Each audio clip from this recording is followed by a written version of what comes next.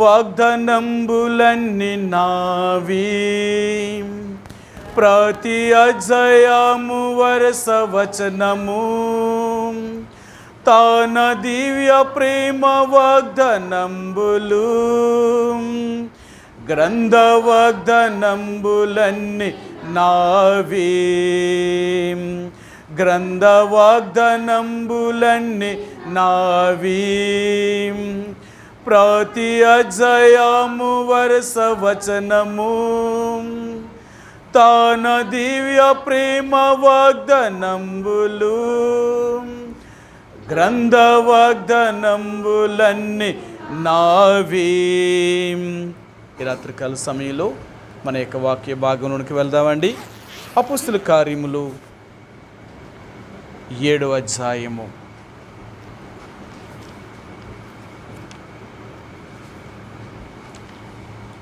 ఈ రాత్రికాల సమయంలో మన యొక్క వాక్య భాగంలోనికి వెళ్దాం. అపోస్తలుల కార్యములు 7వ అధ్యాయము 44, 45 ఈ 2 వచనాలు మాత్రమే చదువుదామండి. నేను 44వ వచనాన్ని చదువుతాను, మీరు 45వ వచనాన్ని చదవడానికి ప్రయత్నించేయండి. ఆ రీతిగా ఈ 2 వచనాల్ని మన ఉత్తర ప్రత్యుత్తర రీతిగా మరి చదువుదామండి. అతడు చూసిన మాదిరి చెప్పున దానిని చేయవలనని మోషేతో చెప్పినవాడు ఆజ్ఞాపించిన ప్రకారము సాక్ష్యపు గుడారము అరణ్యములో మన పితరుల యొద్ద ఉండెను.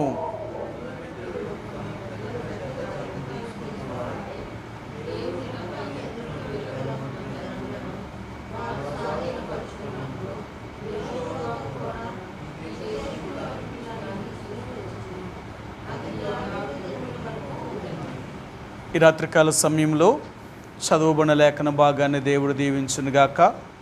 మరి గత వారం మీ జ్ఞాపకం చేశాను, దేవుని యొక్క మందస్సము, ఆ మందస్సాన్ని ఎవరు మొయ్యాలి, ఆ మందస్సం అంటే ఏంటి, ఆ మందస్సం ఉంటే ఏం జరుగుతుంది, ఆ విషయాలు మీకు జ్ఞాపకం చేశాను. మందస్సము అనేది దేవుడు సన్నిధి. అందుకనే వారు ఇశ్రాయేలు ప్రజలు దేవుని యొక్క మందస్సాన్ని, ఆ స్థలాన్ని చాలా గౌరవించేవారు. ఎందుకు అంటే దేవుడు ఆజ్ఞాపించాడని మన పితరులతో చెప్పింది. ఈ మందస్సము అనేది పవిత్రమైనది, పరిశుద్ధమైనది. అందుకని దేవుడు ఆ మందస్సము ఆ మోషే కట్టిన గుడారములను తీసుకుని రాగానే దేవుని యొక్క మేఘము ఆ మందిరం మీదకి వచ్చి, ప్రత్యక్ష గుడారం మీదకి వచ్చి మరి ఎప్పుడు ఉండేదన్నమాట. దాంట్లోనే ప్రవేశించడానికి చాలామంది, అంటే ఎవరు కూడా ప్రవేశించడానికి తెగించేవారు కాదు. అలాంటి పరిస్థితుల్లో దేవుని యొక్క మందస్సము అనేది వారి మధ్యన ఉండేది. ఎందుకు మందస్సము అది ఎవరి దగ్గర ఉన్నా సరే మీకు తెలుసు కదా, అబినాదాబు ఇంట్లో నుంచి మరి ఓబేదోదం యొక్క ఇంట్లో నుంచి అబినాదాబు యొక్క ఇంట్లోకి వచ్చింది మందస్సము.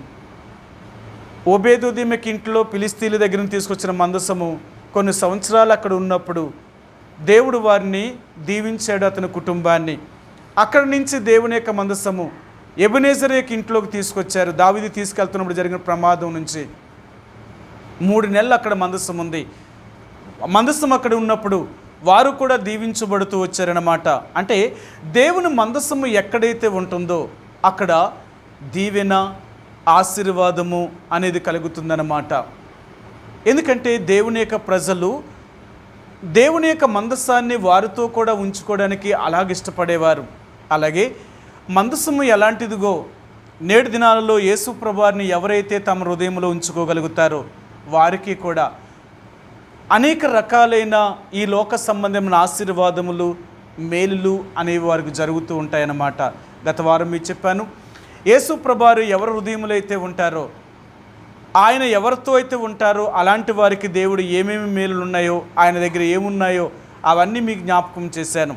ఈ రాత్రికాల సమయంలో దేవుడు మనకు జ్ఞాపకం చేయాలనుకున్నది ఏంటంటే 44వ వచనంలో అతడు చూసిన మాదిరి చెప్పున దానిని చేయవలనని మోషేతో చెప్పినవాడు. తాను చూచిన మాదిరి చెప్పున దేవుడు మోషేకి ఏం చూపించాడు తెలుసు కదా. నిర్గమాకాండం 25వ అధ్యాయంలో దేవుడు ఇశ్రాయేలు ప్రజలతో ఒక మాట చెప్పాడు. నేను మీ మధ్య సంచరించినట్లుగా మీరు నాకు ఒక పరిశుద్ధ స్థలమును నిర్మించాలి. నేను మీతో కూడా ఉండాలి అనుకుంటే నాకు ఒక నివాస స్థలం అనేది కావాలి. ఆ ప్రత్యక్ష గుడారాన్ని ఎక్కడేమన్నాడు అంటే ఇశ్రాయేలు ప్రజలు అందరూ కూడా ఆ మందిరము చుట్టూ ఉండాలన్నమాట. అంటే మందసం అనేది, ఈ ప్రత్యక్ష గుడారం అనేది ఎక్కడ ఉండేదంటే ఇశ్రాయేల్ ప్రజల మధ్యలో ఉండేదన్నమాట. అలాగే ఉండేది, మీ అందరికీ తెలుసు కదా. ఎందుకంటే ఈ భారతదేశంలో మరి ఒక సిద్ధాంతం అనేది ఉందట. ఏంటంటేనంట, ఏ ఊరైనా కట్టాలి అంటే ఒక ఊరు స్థాపించబడేటప్పుడు ఆ ఊరిలో ఒక దేవుని నిలబెడతారట కదా. అందుకనే మీరు చూడండి, ఏ ఊరు వెళ్ళినా ఆ రామ మందిరం అనేది, రామాలయం అనేది లేకుండా ఉండదట. ఎందుకంటే అది ఊరికి మధ్యలో ఉంటుందట. ఒకప్పుడు వారు ఊరిలో కట్టేవారు, ఇప్పుడు అది ఊరి చుట్టూ ఇల్లు అన్నీ కూడా దాని చుట్టూ రావడం వల్ల మందిరము అనేది, దేవుడు నివసించే స్థలం అనేది ఊరికి మధ్యలో ఉండాలన్నమాట. ఎందుకు ఊరికి మధ్యలో ఉండాలి అంటే, దేవుడు ఎప్పుడైతే వారికి ఊరికి మధ్యలో ఉంటాడో వాళ్ళకి క్షేమము కలుగుతుందన్నమాట, వారికి ఆశీర్వాదము దీవెన కలుగుతుంది. అందుకనే దేవుణ్ణి ఎప్పుడు కూడా వారి మధ్య ఉంచుకోవడానికి మాత్రమే వారు ఉంచుకుంటారు. ఎందుకు అలా చేశారు అంటే, అనాది కాలంలో యూదులు అరణ్యములో ప్రయాణము చేసినంత కాలము కూడా దేవుని యొక్క మందసాన్ని వారి మధ్యలో ఉంచుకునేవారు అన్నమాట. దేవుడు చెప్పాడు, నేను మీ మధ్యలో ఉంటాను, నా చుట్టూ మీరు గుడారాలు వేసుకోవాలి, మీ ఇండ్లు కట్టుకోవాలి. ఎందుకు నేను మీ మధ్య ఉంటానంటే, నేను మిమ్మల్ని ఆశీర్వదించడానికి, దీవించడానికి నేను మీ మధ్యలో ఉండండి. మీరు ఎప్పుడైనా సరే మీరు నా దగ్గరికి రావడానికి మీకు దూరంగా ఉండను, నేను మీ సమీపముగా ఉంటాను నేను. కాబట్టి నన్ను ఎప్పుడు మీ మధ్యలో ఉంచుకోవాలి. అందుకని ఈ నిర్గమాకాండం 25వ అధ్యాయంలో ఇశ్రాయేలు ప్రజలతో దేవుడు చెప్పాడు, నేను మీ మధ్య నివసించినట్లుగా మీరు నాకు ఒక పరిశుద్ధ మందిరమును, ఒక పరిశుద్ధమైన స్థలాన్ని మీరు నాకు నిర్మించాలి అన్నాడు. ఎప్పుడైతే చెప్పాడో మరి ఏం చేయాలి? ఏదో మందిరం అంటే, ప్రత్యక్ష గుడారం అంటే ఎలా కట్టాలి, ఎలా నిర్మించాలి? ఇదో పెద్ద సమస్య. ఎందుకంటే కట్టమన్న వ్యక్తి దేవుడు, కట్టించుకునేవారు కూడా ఆయనే. ఎందుకు దాన్ని కట్టమన్నాడు అంటే, ఆ ఇంటిలో లేక ఆ పరిశుద్ధమైన గుడారములో లేక ప్రత్యక్ష గుడారములో ఆయన ఉండాలని. అంతే కదా. మనం ఏదైనా మన ఇల్లు మనం కట్టుకుంటున్నాం అనుకోండి, ఎందుకు మనం కట్టుకుంటామంటే మనం ఉండడానికి కట్టుకుంటాం. మనం ఉండాలి అనుకుంటే మనకు నచ్చినట్లుగా కట్టుకుంటాం, మనకు నచ్చినట్లు కట్టుతాం. ఒకవేళ ఇంజనీర్ దగ్గరికి వెళ్ళారనుకోండి, ఆయన అంటాడు, సార్ నేను ఇల్లు కట్టాలనుకుంటున్నాను, నా ఇల్లు ఇలా ఉండాలనుకుంటున్నాను, ఒకసారి మీరు ఏది చూపించండి, మీరు ప్లాన్ వేయండి అని చెప్తాం. ఆయన ప్లాన్ 4 రకాల 5 రకాల ప్లాన్లు చూపిస్తాడనమాట. ఇదిగో ఈ ఇల్లు అయితే ఎలాగుంటుంది, ఈ ఇల్లు అయితే ఎలాగుంటుంది, ఈ ఇల్లు అయితే ఎలాగుంటుంది. ఆయన చూపించినప్పుడు మనకు నచ్చింది తీసుకుంటాం. అందులో నాకు ఇలాగైతే ఈ మోడల్ బాగుందండి, నాకు ఇలాగే ఉండాలి ఇల్లు అంటాం. దీనికంటే అది బాగుంటుంది అన్న, నాకు అది వద్దు, ఇది నాకు నచ్చింది, ఇదే మనకు చెయ్యండి అంటాం. అంతే కదా. మనం ఉండే ఇంట్లో ఇంజనీరింగ్ నచ్చడం కాదు, మనకు నచ్చాలి. అలాగే దేవుడు నిర్మించబోయే ఆ మందిరము లేక ప్రత్యక్ష గుడారము ఆయన ఉండే స్థలము కాబట్టి ఆయనకి తగినట్లుగా దాన్ని నిర్మించాలి. ఆయనకి తగినట్లుగా నిర్మించాలి. ఆయనకి తగినట్లుగా నిర్మించాలి అంటే, ఆయనకి తగినట్లుగా నిర్మించడానికి ఎవరికి తెలుసు? అది ఎవరికి తెలియదు కదా. ఆయనకి తగినట్లుగా నిర్మించడం అంటే ఆయన చెప్తేనే దాన్ని నిర్మించాలి. అంతే తప్ప మనకు నచ్చినట్లుగా నిర్మిస్తే దేవుడు రాడు. ఇప్పుడు ఆయనకి నచ్చినట్లుగా నిర్మించాలి అంటే ఇప్పుడు ఏం చేయాలా? దేవుడు మోషేను రమ్మన్నాడు. ఆయన, మోషే నువ్వు పర్వతం మీదకి, సినాయి పర్వతం మీదకి నువ్వు వచ్చావు కదా, ఇంతకుముందు 10 ఆజ్ఞలను నీకు ఇచ్చాను కదా, 40 రోజులు నాతో ఉన్నావు. అలాగే ఈ రెండవసారి నువ్వు ఆ పర్వతం మీదకి రా, నేను నిర్మించబోయే మందిరము, నా కొరకు నిర్మించబోయే మందిరము ఎలాగ ఉండాలో అది నీకు చూపిస్తాను. దాని ప్రకారంగానే నువ్వు మందిరం కట్టాలి, ఆ ప్రత్యక్ష గుడారాన్ని వేయాలి, అంతేకాని మీకు నచ్చినట్లుగా వేయడం కాదు అన్నాడు. సరే, మోషే ఆ పర్వతం మీదకి వెళ్ళినప్పుడు 40 రోజులు దేవుడు ఆ పర్వతం మీద మోషేను ఉంచి ఆ ప్రత్యక్ష గుడారం యొక్క నమూనాని చూపించాడు. ఆయన మీకు చూపిస్తాను ఆ మాటను. 40 రోజులు మోషే ఆ కొండ మీద దేవుడితో ఉండి దేవుడికి నిర్మించబోయే ఆ మందిరము ఎలాగ ఉన్నది అని చూపించాడు ఆయన. నిర్గమాకాండము 25వ అధ్యాయము, నిర్గమాకాండము 25వ అధ్యాయము 40వ వచనం అండి. 25, 40. కొండ మీద నీకు కనపరచబడిన వాటి రూపము చెప్పున వాటిని చేయుటకు జాగ్రత్త పడము. సరే, కొండ మీద నీకు చూపించిన ఆ నమూనా ప్రకారము దాన్ని నువ్వు చేయాలి. దాన్ని ఎలా చేయాలి అంటే దేవుడు అన్ని విషయాలు చెప్పాడనమాట. ఆ ప్రత్యక్ష గుడారమును ఎలాగ వేయాలి, ఏం చెయ్యాలి, వాటికి కావలసినవేంటి, ఇవన్నీ కూడా దేవుడు అతనికి చూపించాడు. ఎందుకు అంటే దేవుడు నివసించే స్థలం అనేది ఆయనకు తగినట్లుగా నిర్మించాలి, మనకు తగినట్లుగా నిర్మించడం కాదు. అందుకని దేవుడు మోషేను ఆ కొండ మీదకి తీసుకుని వెళ్ళి 40 రోజులు ఆ కొండ మీద ఆయనకి అన్నీ చూపించాడు. ఆ ప్రత్యక్ష గుడారములో ఆవరణం అంటే ఎలాగుండాలి, ఆవరణములో ఏముండాలి, యాజకులు పరిశుద్ధ స్థలంలోనికి వచ్చినప్పుడు పరిశుద్ధ స్థలంలో ఎలాగుండాలి, దాన్ని ఎలాగ నిర్మించాలి, మరలా అతి పరిశుద్ధమైన స్థలం ఎలాగ ఉండాలి, ఇవన్నీ చెప్తూ దానికి ఎన్నో రకాలు చెప్పాడనమాట. ఆ రోజుల్లో ఈ రోజుల్లాగా ఆ రోజులు లేవు. ఈ రోజుల్లో ఒకవేళ మనం కట్టాలనుకుంటే ఈ రేకైనా, లేక మనం కట్టాలనుకుంటే ఒకవేళ పెంక్ అయినా, లేక స్లాబ్ అయినా ఈ రోజుల్లో మనం కడుతున్నాం. కానీ ఆ రోజుల్లో అలాగ లేదు. వాళ్ళకి అన్ని వసతులు కూడా లేవు. మరి దేవుడి మందిరాన్ని ఎలా నిర్మించాలి, ఎలాగ కట్టాలి? సరే, నిలబెట్టేస్తాం అనుకో, మరి వర్షం పడకుండా మేమేం చేయాలా? దానికి కూడా దేవుడు ఎన్ని చెప్పాడో. మేక వెంట్రుకలతో తీసిన చర్మాన్ని, ఆ పైన సముద్రపు చేపల యొక్క చర్మాన్ని వేసి మీరు ప్రత్యక్ష గుడారాన్ని కట్టాలి. దాని లోపల తెరలుగా ఉండాలి. ఆ తెరలు నీల ద్రోమ రక్తవర్ణములతో ఉండాలి. అది సన్నని నూలుతో చేయబడిందై ఉండాలి. దానికి ఇలాగ మీరు పొదగాలి. ప్రత్యక్ష గుడారం అనేది ఇలాగ ఉండాలి అని దేవుడు 40 రోజులు చూపించాడండి మోషేకి. నిజంగా మోషే కూడా ఈ 40 రోజులు ఏమైతే చూశాడో మర్చిపోకుండా అలాగే ప్రత్యక్ష గుడారాన్ని కట్టాడు. మర్చిపోలేదు. నిన్న చూస్తే ఈ రోజుకి మర్చిపోతాం, ఈరోజు చూస్తే రేపటికి మర్చిపోతాం. కానీ మోషే అలాగ మరవలేదు. 40 రోజులు దేవుడు తనకేమైతే ప్రత్యక్ష గుడారం యొక్క నమూనాను చూపించాడో అలాగే మోషే సంపూర్తి చేశాడట. సరే, మీకు చూపిస్తాను. 40వ అధ్యాయము నిర్గమాకాండము.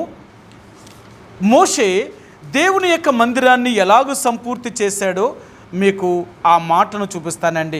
ఆ మాటను చూపిస్తాను.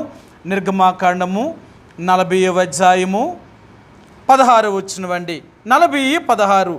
మోషే ఆ ప్రకారము చేసెను, యెహోవా అతనికి ఆజ్ఞాపించిన వాటన్నిటినీ చేసెను, అలాగునే చేసెను. ఎలాగు చేశాడంటే అలాగునే చేశాడంట. అలాగునే అంటే 40 రోజులు కొండ మీద దేవుడు తనకి ఎలాగూ నిర్మించమని చూపించాడో అలాగే మోసే సంపూర్తి చేశాడట. ఈ వచనాల్లో 3 సార్లు అలాగే చెప్తాడనమాట. దేవుడు తనకేమైతే చెప్పాడో అలాగే దాన్ని నిర్మించెను, అలాగే దాన్ని చేసెను, అలాగే ఆ రూపంగా నిలబెట్టెను అంటాడు ఆయన. అంటే మోషే దేవుడు తనకేమైతే చూపించాడో అలాగే ఆ ప్రత్యక్ష గుడారమును వేశాడనమాట. అందులో చిన్న లోపము కూడా లేదు. ఎందుకంటే దేవుడు చూపించాడు, తన దాసుడైన మోషే అలాగే దాన్ని నిర్మించాడు. ఇది చాలా ఎన్నో ఆత్మ సంబంధమైన అర్థాలను చూపించేదండి. అందుకనే నేడు దినాలలో సంఘము అనేది ఇలాంటిది. ఈరోజు దేవుని మందిరాలు ఎలా మారాయి అంటే అది వ్యాపారపు విల్లుగా, లేక అది ధన సంపాదించే స్థలముగా, లేక అది దేవుని యొక్క మందిరాలు ఈ రోజున ఎలాగా ఆస్తిని సంపాదించుకోవడానికి అనేక రకాలైన జీవనాధారానికి ఆధారమైన దానిగా దేవుని యొక్క మందిరాలు మార్చారు. ఈరోజు సంపాదించుకునే స్థలం కాదు దేవుని యొక్క మందిరం. దేవుని యొక్క మందిరము అనేది దేవుని యొక్క దర్శనములోనికి మనం రావడం అన్నమాట. దేవుని యొక్క మందిరంలోనికి మనం వచ్చాము అంటే అక్కడ మనం ఏం నేర్చుకుంటున్నాం, మనకి ఏం బోధించబడుతుంది, మనమేం చేస్తున్నాం, ఇది కావాలి. కానీ నేడు దినాల్లో అలాంటి మందిరాలు లేవు. ఈరోజు మందిరాలన్నీ కూడా తన స్వలాభము కొరకు నిర్మించుకున్న మందిరాలే ఎక్కువ ఉన్నాయి. ఈరోజు చాలామంది దేవుని మందిరాలను ఎందుకు నిర్మించారో తెలుసా? మీకు బైబిల్లో నుంచే చూపిస్తాను కొన్ని మాటల్ని. అందుకని అంటాడు, కనిపించేది ప్రతిదీ దేవుడు మందిరము కాదు, ఎక్కడ పడితే అక్కడ దేవుడు ఉండడు. చాలామంది దేవుని మందిరాల్ని తన జీవన వ్యాపారము కొరకు, లేక వారి డబ్బు సంపాదించుకునే స్థలముగాను, అదొక వ్యాపారపు ఇల్లుగా మార్చేశారు ఈరోజు. అందుకనే ఈరోజు క్రైస్తత్వము అనేది నిజమైన జీవము లేదండి, నిజమైన జీవము లేదు. ఈరోజు మృతతుల్యమైన పరిస్థితులకు వెళ్ళిపోయింది. ఎందుకు అంటే బోధించే వాళ్ళే దేవుని యొక్క మందిరాలని ఇలాగ పేర్లు పెట్టి తమ సొంత జ్ఞానము చేత నిర్మించారు. కాబట్టి అలాంటి మందిరాలలో దేవుడు ఉండడు. దేవుడు నివసించే స్థలము ఆయన ప్రత్యక్ష గుడారం అన్నమాట. అంటే ఆయన ఎలాగ నిర్మించాడో అలాగ మాత్రమే ఉండాలి. సరే, మీరు చూపిస్తాను ఈరోజు దేవుని యొక్క మందిరాల్ని ఎలాగ మార్చారో మీరు చూపిస్తాను. ఫిలిప్పీయులకు రాసిన పత్రిక 3వ అధ్యాయము, ఫిలిప్పీయులకు రాసిన పత్రిక 3వ అధ్యాయము 17-18 వచనాలండి. 17-18 వచనాలు. సహోదరులారా, మీరు నన్ను పోలి నడుచుకొనుడి, మేము మీకు బోధించి మేము మీకు మాదిరి అయి ఉన్న ప్రకారము నడుచుకొనుడి. ఆ నడుచుకుని వారిని గురిపెట్టి చూడుడి. అనేకులు క్రీస్తు శిలువకు శత్రువులుగా నడుచుకొనుచున్నారు. వీరిని గురించి మీతో అనేక పర్యాయములు చెప్పి ఇప్పుడును ఏడ్చుచూ చెప్పుచున్నాను. నాశనమే వారి అంతము, వారి కడుపే వారి దేవుడు. వారు తాము సిగ్గుపడవలసిన సంగతుల యందు అతిశయపడుచున్నారు, భూ సంబంధమైన వాటి యందే మనసు నుంచుచున్నారు. సరే, అనేక మంది ఎందుకు మీరు దేవుని సేవ చేస్తున్నారని అడిగితే వాళ్ళు ఏం చెప్తారు తెలుసా? ఇదో బ్రతుకుదేరు అండి, ఇదిగో ఏదో ఒక సేవ చేయాలి కదా, మేము బతకాలంటే ఏదో ఒక ఆధారం ఉండాలి కదా. ఒక ఆయన ఇలాగ అడిగాడట, మీరెందుకు ఈ పాస్టర్ ట్రైనింగ్లో మీరు చదువుతున్నారు, పాస్టర్గా మీరు ఎందుకు అవుతున్నారు అంటే అన్నట, ఇదొక ఉద్యోగం అని చెప్పాడట. లోకంలో ఎన్నో ఉద్యోగాలు ఉన్నాయి, ఇదొక ఉద్యోగం. ఈ బైబిల్ ట్రైనింగ్ అయిపోగానే మరి ఇప్పుడు నేను ఏమవుతానంటే ఏదో సంఘానికి నన్ను పాస్టర్గా వేసుకుంటారు. ఆ పాస్టర్గా నేను వెళ్ళినప్పుడు నాకేంటో జీతం ఇస్తారు, ఆ జీతంతో నేను బతుకుతాను. ఇది ఈరోజు దేవుని సేవ అనేది కూడా ఒక ఉద్యోగములాగా, ఒక పనిలాగా మార్చారు. దేవుని సేవ అనేది ఇదొక ఉద్యోగం కాదు, ఇదొక పని కాదు, నువ్వు సంపాదించుకోవడానికి ఇది స్థలం కాదు. ఒకవేళ సంపాదించుకోవాలనుకుంటే లోకంలోకి వెళ్ళు, లోకంలో ఎన్నో మార్గాలు ఉన్నాయి, అలాగ సంపాదించుకో. కానీ యేసు ప్రభువారిని అడ్డు పెట్టుకుని మాత్రం సంపాదించొద్దు. యేసు ప్రభువారిని అడ్డు పెట్టుకుని సంపాదించే ప్రతి వారు కూడా వారు వ్యాపారం చేస్తున్నారే తప్ప నిజంగా దేవుని సేవ కాదు. మీకు ఎన్నోసార్లు చెప్పాను, సేవ అనేది సంపాదన కాదు, సమర్పణ. నేనేం పోగొట్టుకున్నాను దేవుడి కోసం? నేనేంటి పోగొట్టుకున్నాను? నేనేమైనా దేవుడి కోసం నష్టపోయినా? ఇదిగోనండి, నేను నా తల్లిదండ్రులు పోగొట్టుకున్నాను, లేక నా అన్నదమ్ములు పోగొట్టుకున్నాను, నా ఆస్తిని పోగొట్టుకున్నాను, నా ఉద్యోగాన్ని విడిచిపెట్టేశాను, నాకు కలిగిన వాటిని అన్నిటినీ వదిలేశాను, నేను దేవుని సేవలో ఉన్నాను. మరి ఇక్కడికి వచ్చి నువ్వేం చేస్తున్నావు? అన్నీ ఎందుకు వదిలేసావు? అవి వెన్నదగినవి కావనే కదా వదిలేసావు. మరి ఇక్కడికి వచ్చి నువ్వు చేసేది ఏంటి? అంతకంటే ఎక్కువ సంపాదిస్తున్నావు కదా. ఇక్కడికి వచ్చి నువ్వు వదిలేసిన దానికంటే ఇంకా ఎక్కువ సంపాదిస్తున్నప్పుడు నువ్వు ఏం పోగొట్టుకున్నావు? వాళ్ళు అంటారు, మేము అన్నీ వదిలిపెట్టి వచ్చామండి దేవుని సేవకి అంటారు. నిజంగా అన్నీ వదిలిపెట్టి వచ్చారా? నిజంగా వీళ్ళు అన్నీ వదిలిపెట్టి వచ్చుంటే మరి ఎందుకు అన్నీ సంపాదించుకుంటున్నారు వీళ్ళు? వదిలిపెట్టి వచ్చిన వాడికి వదిలిపెట్టిన వాటి మీద అతనికి మనసు ఉండకూడదు. ఎప్పుడైతే నువ్వు వద్దు అని వదిలేసావో వాటి మీద నీకు మనసు ఉండకూడదు. ఒక ఆయన ఇలా చెప్పాడు, నేను ఆయనతో మాట్లాడుతూ వచ్చానన్నమాట. అయ్యా, నేను రైల్వే ఉద్యోగినండి, నాకు రైల్వే ఉద్యోగులు సెంట్రల్ గవర్నమెంట్లో ఉద్యోగం వచ్చింది, నాకు మంచి జీతము, అన్నీ బాగున్నాయి, నేను మందిరానికి వెళ్తున్నాను, దేవుడిని నమ్ముకున్నాను. కానీ దేవుడు నన్ను సేవకు పిలిచాడు, సేవకు పిలిస్తే నా ఉద్యోగాన్ని రిజైన్ చేసి నేను వచ్చేసానండి అన్నాడు. అలాగా, మంచి పని అండి అన్నాడు. మరి మీరు ఉద్యోగం రిజైన్ చేసి దేవుని సేవకు వచ్చేసారన్నారు కదా, ఇప్పుడు ఎందుకు ఇంటింటికి వచ్చి నేను దేవుని సేవ చేస్తున్నానమ్మా నాకు సాయం చేయండి, నేను దేవుని సేవ చేస్తున్నానమ్మా నాకు సాయం చేయండి ఎందుకు అడుక్కుంటున్నావు నువ్వు? మరి ఎలా బతుకుతామండి? మరి దేవుని సేవకు వస్తే ప్రజలను అడుక్కోకుండా ఎలా బతుకుతాం మనం? మరి దేవుని సేవ అంటే అడుక్కొని బ్రతకడమా? ఈరోజు దేవుని సేవ ఏంటో తెలుసా? మనుషుల్ని అడుక్కొని బతుకుతున్నారట చాలామంది. నేను అన్నాను, ఒక ఆయన ఇలా చెప్పాడు, ఆయన ఏదో మందిరం కడుతున్నాడట, మందిరం కొరకే చెప్పాడు అనమాట. అందరి దగ్గరికి వెళ్ళి డొనేషన్లు, అయ్యా మీరు ఇసుక వేయించండి, మీరు సిమెంట్ వేయించండి, మీకు మీరు ఈ మేస్త్రి కావాల్సిన డబ్బులు ఇవ్వండి, ఇదిగో ఇలా కడుతున్నామంటే తల ఒక సాయం చేశారట. అలాగ మందిరం కట్టారట. ఎవరితో కట్టావు మందిరం? వాళ్ళు ఏమైనా రక్షణ పొందారా? వాళ్ళు నీ విశ్వాసులా? నువ్వు మారు మనసు యొక్క అనుభవంలోనికి వచ్చావా? వాళ్ళు ఏమైనా మారు మనసు పొందారా?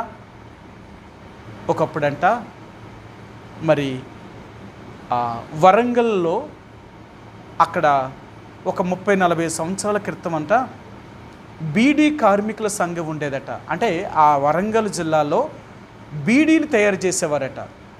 బీడీలు తయారు చేసేవారట. అడవిలో ఉన్న తుమ్మ ఆకుని తీసుకొని ఇక్కడ ఏరేవారు, ఆ ఆకుని పంపించి కొనుక్కునేవారు అనమాట. అక్కడికి అది పెద్ద ఫ్యాక్టరీ అనమాట. ఒకరోజు ఆ మందిరానికి ఒక దైవజనుడు వెళ్తే ఆ మందిరం మరి బోర్డు మీద ఇలాగ రాశారట, బీడీ కార్మికుల సంఘం నిర్మించిన దేవుని మందిరము అని రాశారట. ఎవరు నిర్మించిన మందిరం అట? ఆ మందిరాన్ని ఎవరు నిర్మించారట తెలుసా? ఆ బీడీ కార్మికులు నిర్మించిన దేవుడి మందిరం అంట. ఇలా చేసేదే మొదటి తప్పు. బీడీలు తయారు చేయడమే మొదటి తప్పు, ఆ కంపెనీలో పనిచేయడం. రెండవదిగా వాళ్ళందరూ దేవుడిని నమ్ముకున్నారట. వాళ్ళందరూ దేవుడిని నమ్ముకుని ఎలాంటి పాపపు సొమ్ముతో దేవుడు మందిరాన్ని కట్టారు తెలుసా? మరి అందులో దేవుడు ఎందుకు ఉంటాడు? మనుషులు ఉండొచ్చు. అందుకనే దేవుడికి కావలసింది ఏంటో తెలుసా? పాపపు సొమ్ము అనేది కానీ, పొడుపు సొమ్ము అనేది కానీ, అపవిత్రమైన ధనం అనేది దేవుడు ఆశించడు అసలు. అలాంటి సొమ్ము తీసుకొచ్చి దేవుడికి వేసిన దానివల్ల మనకేం ఆశీర్వాదం కాదు. చాలామంది దేవుడు మందిరాలకు ఎలాంటి డబ్బు తీసుకొస్తారు తెలుసా? ఇలాగే చేస్తారు. ఒక ఆయన దగ్గరికి నేను వెళ్ళాను. వెళ్తే ఆయన ఇలా చెప్పాడు, అన్న ఎలాగున్నారు ఏంటి అని అడిగితే అన్నాడు, బెదరో ఒక రెడ్డి గారు వచ్చారు మా దగ్గరికి. ఆ రెడ్డి గారు వచ్చి ఒకరోజు, అంటే చాలా సంవత్సరాల నుంచి నాకు పరిచయం ఉంది ఆ రెడ్డి గారు. ఆయన మన నర్సీపట్నం ఏరియాలోనే, ఈ చుట్టుపక్కల ప్రాంతాల్లోనే ఆయన మరి ఫైనాన్స్ వ్యాపారం చేస్తాడు. మేము ఎన్నో రోజుల నుంచి ప్రార్థన చేస్తున్నాం మందిరంకి స్థలం కొనాలని. ఒకరోజు ఆ రెడ్డి గారు నా దగ్గరికి వచ్చి, నా దగ్గర ఒక డబ్బు సంచి నాకు ఇచ్చేసి వెళ్ళిపోయాడు. మీరు దేవుడికి మందిరం కట్టాలనుకుంటున్నారు కదా, ఆ స్థలం కొనుక్కొని మందిరం కట్టుకోండి అని ఇచ్చేసి వెళ్ళిపోయాడు అని చెప్పాడు. ఎంతో తెలుసా? నేను తర్వాత చూసి లెక్క పెట్టాను బెదరు, 8 లక్షల రూపాయలు ఇచ్చారు రెడ్డి గారు. అదేంటన్నా ఆయన మేమైనా విశ్వాసాన్ని అడిగాను. అబ్బాయి అదేమీ కాదు, మా దగ్గరికి ఏమీ రాడు, ఈయన అప్పుడప్పుడు వస్తాడు అంతే, నాకు పరిచయం అంతే. ఆయన మారు మనసు పొందాడా? అవి ఏమీ నాకు తెలియదు. ఏదో ఆయన వచ్చాడు, నాకు ఇచ్చేసి వెళ్ళిపోయాడు. మరి ఇప్పుడు ఇచ్చేసి వెళ్ళిపోయాడు కాబట్టి నేనేం చేయాలా? చెయ్యాలి కదా. ఇప్పుడు అదా నన్ను చాలామంది అడిగారు.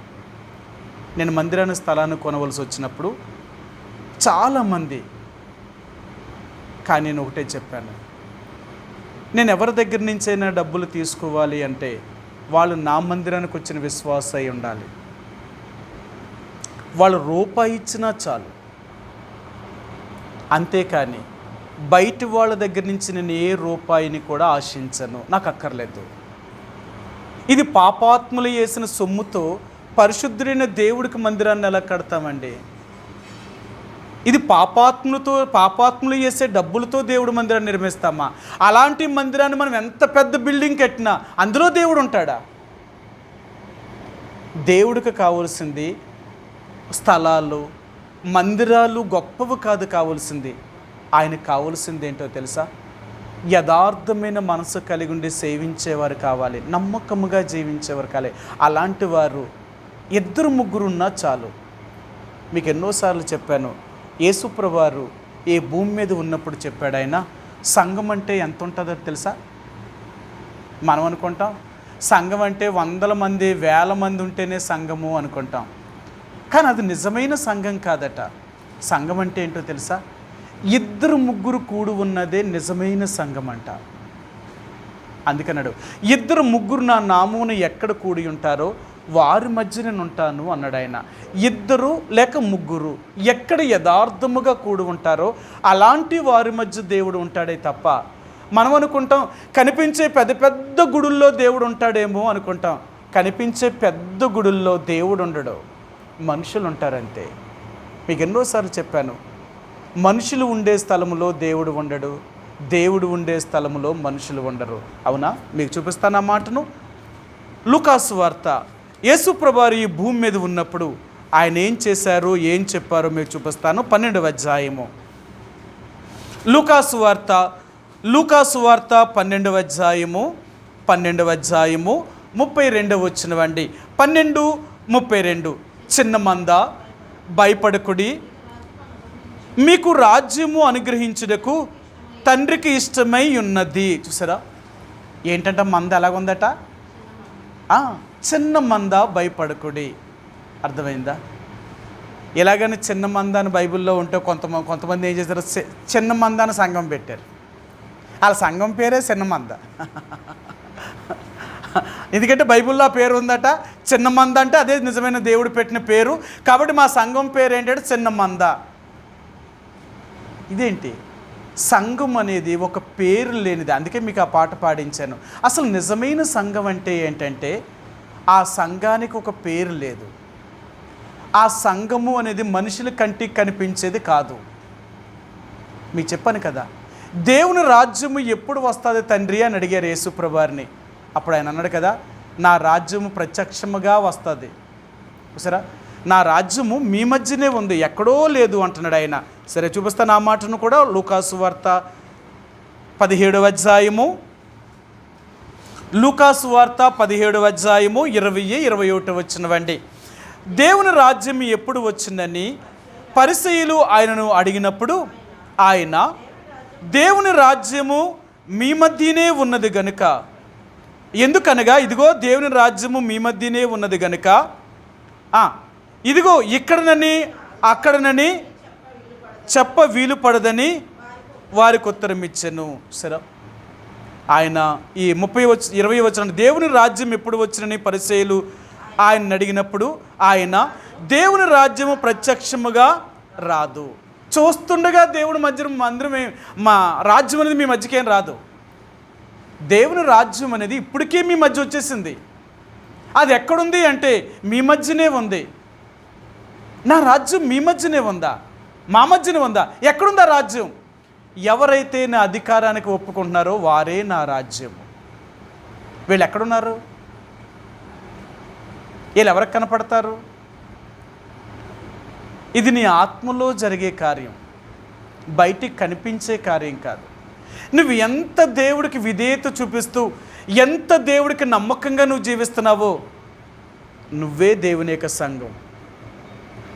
అందుకనే సాతానుకు కూడా దేవుని సంఘము ఎక్కడ ఉందో ఇప్పటికీ తెలియదట. దానికి ఎంత వెతుకుతుందంటో ఇప్పటికీ దానికి కనపడతలేదట. అందుకని అది ఏం చేస్తుందంటే, ఎక్కడ ఎక్కువ మంది కూడుకుంటున్నారో అక్కడికి వెళ్ళి గొడవలు పెట్టి ఆ సంఘాన్ని చీల్స్తుందంట. దేవుని యొక్క బిడ్డలను చల్లాచెదురు చేసేస్తుందంట. సంఘాలన్నీ కూడా చిన్న భిన్నములుగా చేసేస్తుందంట. ఇలా చేయడం వల్ల ఏమైపోతుందంటే వాటి బలం తగ్గిపోవడం వల్ల సంఘాలు అభివృద్ధి చెందకుండా అయిపోతాయని అనుకుంటుందంట. కానీ అలాగ చేయడం వల్లే నిజమైన దేవుని యొక్క ప్రజలట ఇంకా అభివృద్ధి చెందుతున్నారట. ఎలాగా? దైవజనుడు భక్సింగ్ గారు ఒకరోజు ఇలా చెప్పారు. అంటే ఆయన జరిగిన విషయం అన్నమాట. ఆయన ఒకరోజు హైదరాబాద్లో ఒక విశ్వాసుల ఇంటికి వెళ్ళాడట. ఆయన ఐఏఎస్ ఆఫీసర్ అట. ఆయన అప్పటికే ఆయన ఇంటికి వెళ్తే వాళ్ళ పిల్లలు కూడా మంచిగా చదువుకొని వాళ్ళు కూడా మంచిగా ఉన్నతమైన స్థానంలో సెటిల్ అయ్యారట. వీళ్ళందరూ హైదరాబాద్ సిటీ దగ్గరలోనే ఉంటున్నారట, ఉద్యోగాలు చేస్తూ. వాళ్ళందరూ ఎంతో సంతోషంగా కుటుంబం అంతా కలిసి ఉంటుందంట. ప్రతి వారము కూడా దేవుడి మందిరాన్ని విడవకుండా, ప్రతి వార కూడుకులకు కూడా విడవకుండా అందరూ మందిరానికి వెళ్ళేవారట. కుటుంబం అంతా ఒక దగ్గరే సంతోషంగా కలిసి ఉంటే ఎంత ఆనందం అండి. కాబట్టి భక్సింగ్ గారు వాళ్ళ ఇంటికి విజిటింగ్కి వెళ్తే ఆయన వాళ్ళ తండ్రి గారు చెప్పారట, అన్న మీరు చేసిన ప్రార్థనల వల్ల ఈరోజు మా కుటుంబము ఎలాగ స్థిరపడింది, నా పిల్లలందరూ కూడా మంచిగా స్థిరపడ్డారు. అంతేకాదు వీళ్ళందరూ కూడా ఈ హైదరాబాదు చుట్టుపక్కల ప్రాంతాల్లోనే మంచి మంచి స్థాయిలో ఉద్యోగాలు చేస్తూ స్థిరపడి మేమందరం ఒకే దగ్గర ఉండేలాగా దేవుడు చేశాడు. అన్న, మాకు దేవుడు చేసిన మేలు మేము ఎప్పటికీ మర్చిపోము, మా కోసం ప్రార్థన చేయండి, మేము ఎప్పటికీ ఇలాగే ఉండాలి అని ప్రార్థన చేయండి అన్నాడట. చాలా ఆత్మీయులు వాళ్ళు. అప్పుడట భక్సింగ్ గారు ప్రార్థన చేశారట. ఏమని చేశారంటే, ప్రభువా, ఈ కుటుంబం అంతటినీ ఇప్పుడు ఒకే చోట చేర్చి ఎన్నో సంవత్సరాల నుంచి నీ మందిరానికి వస్తూ నీ వాక్యాన్ని వింటూ ఎంతో ఆత్మీయంగా ఎదిగారు. ప్రభువా, ఇంతవరకు వీరిని కాపాడి అందరినీ నీ ఇంటికి సమీపంలో ఉంచావు, నీకు వందనాలు. ఇక్కడి నుంచి వీళ్ళందరినీ చెదరగొట్టే, వీళ్ళు ఇక్కడ ఉండకూడదు, వీళ్ళు ఇక్కడ ఉండకూడదు, వీళ్ళు చెదిరిపోవాలి అని వీళ్ళకి దూర ప్రాంతాలు వెళ్ళిపోయేలాగా సహాయం చేయి తండ్రి అని ప్రార్థన చేశాడట ఆయన. అలా చేయగానే వాళ్ళ తండ్రికి చాలా బాధ అనిపించిందట. కానీ అప్పటికి ఆ దైవజనుని ఏమీ అడగలేదట. ఎందుకంటే ఆయన ఇష్టం, దేవుడు ఆయన ఏం చెప్తే అది చేస్తాడు. ఆయన మనమెవరు ఆయన అనడానికి, సర్లే ఆయన ఎందుకు అలా చేశాడని బాధపడ్డాడట. కానీ కొన్ని నెలల్లోనే ఈ బిడ్డలకు మరలా ప్రమోషన్లు వచ్చి వీళ్ళు స్టేట్లకే పోయారట. ఒకరేమో ముంబైకి వెళ్ళిపోయారట, ఒకరేమో కలకట్టాకి వెళ్ళిపోయారట, ఒకరేమో మరి మధ్యప్రదేశ్కి ఆ ప్రాంతాలకు వెళ్ళిపోయారట. ఇలా చల్లా చెదిరైపోయారట. ఆ తర్వాత కొన్ని నెలల తర్వాత మళ్ళీ భక్సింగ్ గారు వాళ్ళ ఇంటికి విజిటింగ్కి వెళ్ళాడట. ఆ తండ్రి ఏడ్చాడట, అన్న, మేమందరం ఒక దగ్గరే ఉండి ఎంతో సంతోషంగా ఉండేవాళ్ళం, కానీ ఈరోజు మా పిల్లలకి ప్రమోషన్లు వచ్చాయి, కానీ ఇక్కడి నుంచి స్టేట్లకే వెళ్ళిపోయారు, జిల్లాలు కూడా కాదు, ఇప్పుడు ఎవ్వరూ దగ్గర లేరు. ఎందుకు మీరు అలాగ ప్రార్థన చేశారు, మీరు చేయబట్టే ఇలా జరిగింది అని ఆయన ఏడ్చాడట. అప్పుడు చెప్పాడట ఆయన, మీరందరూ ఇంతకాలం దేవుడి దగ్గర ఎన్నో విషయాలు నేర్చుకున్నారు దేవుడి కోసం, మరి ఎప్పటికి మీరు మీ ద్వారా దేవుడు ఎలాగా అభివృద్ధి చెందుతుంది, దేవుని యొక్క పరిచర్య అన్నీ తెలిసిన మీరే ఒకే చోట ఉండాలనుకుంటే ఎలాగ మన పరిచర్య విస్తరిస్తుంది. అందుకనే వీళ్ళు ఎక్కడెక్కడికైతే చెదిరిపోతారో అక్కడ జీవము కలిగిన దేవుని యొక్క మందిరాలని వీరు స్థిరపరుస్తారు. వీళ్ళ ద్వారా దేవుని యొక్క పరిచర్య అభివృద్ధి చెందుతుంది. కాబట్టి అందుకే నేను అలాగే చేశాను, దేవుడు నన్ను చేయమన్నాడు. చూడు, ఇప్పుడు నీ కొడుకులు ఎక్కడెక్కడ ఎంత దూరం వెళ్ళిపోయినా దేవుని కోసం చెప్పకుండా ఉండలేరు, దేవుని కోసం జీవించకుండా ఉండలేరు. దేవుడు వాళ్ళ ద్వారా బలమైన కార్యాలు చేస్తాడు అని భక్సింగ్ గారు చెప్పాడట. నిజమే, అలాగ వారు చెదిరిపోవడం వల్లంట వాళ్ళు ఎక్కడెక్కడైతే ఉన్నారో అక్కడ దేవుని యొక్క మందిరాలు స్థాపించి పరిచర్యని అభివృద్ధి చేశారట. అందుకనే ఈరోజు మన సహవాసము, అంటే దైవజనుడు భక్సింగ్ గారితో కలిసి పనిచేసిన ఈ సహవాసము ఈరోజు భారతదేశంలో అన్ని రాష్ట్రాలలో 29 రాష్ట్రాల్లో ఈరోజు ఇన్ని సంఘాలు ఉన్నాయి అంటే సామాన్యమైన కాదండి. వీళ్ళు ఎవరు కట్టారో తెలుసా? మన మందిరాల్లో మన పరిచర్య ఎక్కువ ఎవరు చేశారంటే సేవకుల కంటే విశ్వాసులే ఎక్కువ చేశారట. అందుకనే మన మందిరాలన్నీ కూడా సేవకులు కట్టిన మందిరాల కంటే విశ్వాసులు కట్టిన మందిరాలే ఎక్కువ. వాళ్ళు ఎక్కడెక్కడికైతే చెదిరిపోయారో అక్కడ వారు దేవుని సువార్తను ప్రకటించి కొంతమందిని పోగేసి దేవుని సేవకుని తీసుకొచ్చి మీటింగ్స్ పెట్టి వాళ్ళకి రక్షణ అనుభవాలను తీసుకుని వచ్చి అక్కడ కొంతమందికి మందిరాన్ని కట్టించేవారు. అలాగ వారు అక్కడ ఉన్నంతకాలం, వాళ్ళ ఉద్యోగం రీతిగా అక్కడ ఉన్నంతకాలం కూడా ఆ సంఘాన్ని నడిపించేవారు. అక్కడి నుంచి ట్రాన్స్ఫర్ అవ్వగానే దేవుడు ఆ సేవకుడిని భక్సింగ్ గారు చెప్పేవారు, లేకపోతే అక్కడ దగ్గర ఉన్న సేవకుడు, అయ్యా మాకు ట్రాన్స్ఫర్ అయిపోయింది, ఈ సంఘాన్ని మీరు చూసుకోండి అని వాళ్ళకి అప్పగించేసేవారు. వీళ్ళు వేరే స్థలానికి ట్రాన్స్ఫర్ అయిపోయారు. వీళ్ళు మళ్ళీ ఎక్కడికైతే ట్రాన్స్ఫర్ అయిపోయారో మళ్ళీ అక్కడ ఇదే పని, వాళ్ళు అక్కడ అదే పని. ఈనాడు ఈ రెండు, అంటే ఆంధ్రప్రదేశ్లో కానీ తెలంగాణలో కానీ నిజంగా మీరు చూస్తే మన రాష్ట్రాలు, ఈ 2 రాష్ట్రాల్లోనే చాలా వేల సంఘాలు కట్టారు, వేలు సంఘాలే. ఇంత పరిచర్య ఎవరు చేశారు అంటే విశ్వాసులు. జీవము కలిగిన ప్రతి గింజ భూమిలో పడి చనిపోయిన తర్వాత తనలాంటి 100 గింజలను పుట్టించారండి. అదనమాట ఒక విశ్వాసులు ఎంత పని చేయగలరు అంటే, వాళ్ళు రక్షించబడిన వారు కాబట్టి వాళ్ళు ఏదైతే తమ జీవితంలో మారు మనసే అనుభవానికి వచ్చారో వాళ్ళు ఎక్కడికి చెదిరిపోయినా అదే జీవము కలిగిన గింజలు పుట్టేస్తారట. అందుకంటాడు కదా, జీవము కలిగిన గింజ జీవం కలిగిన దాన్నే పుట్టించగలుగుతుంది, జీవము లేని గింజ జీవము కలిగిన దాన్ని పుట్టించలేదు. మీరు ఆలోచించండి. యేసుప్రభువారు చెప్పింది ఏంటంటే, ఒక జీవము కలిగిన గింజ భూమిలో పడి చచ్చిపోయిందంటే తనలాంటి 100 గింజలను పుట్టిస్తుందట. కానీ జీవము లేని పొల్లు లాంటి ఒక గింజ భూమిలో పడిందంటే అది చచ్చిపోతే అది మరలా జీవము కలిగిన గింజను బ్రతికించదట. దానికే జీవము లేనిది ఇంకెవరికి జీవాన్ని ఇస్తుంది చెప్పు? ఈరోజు అదే చెప్తున్నాడు యేసుప్రభు. నిజంగా నీలో జీవము కలిగి ఉంటే ఆ జీవము లోకానికి వెలిగినివ్వగలుగుతావు అంటున్నాడు ఆయన. అంతేనా?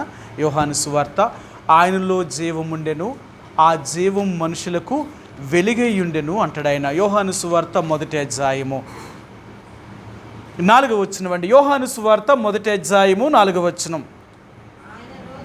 ఆయనలో జీవముండెను, ఆ జీవం మనుషులకు వెలుగయ్యుండెను.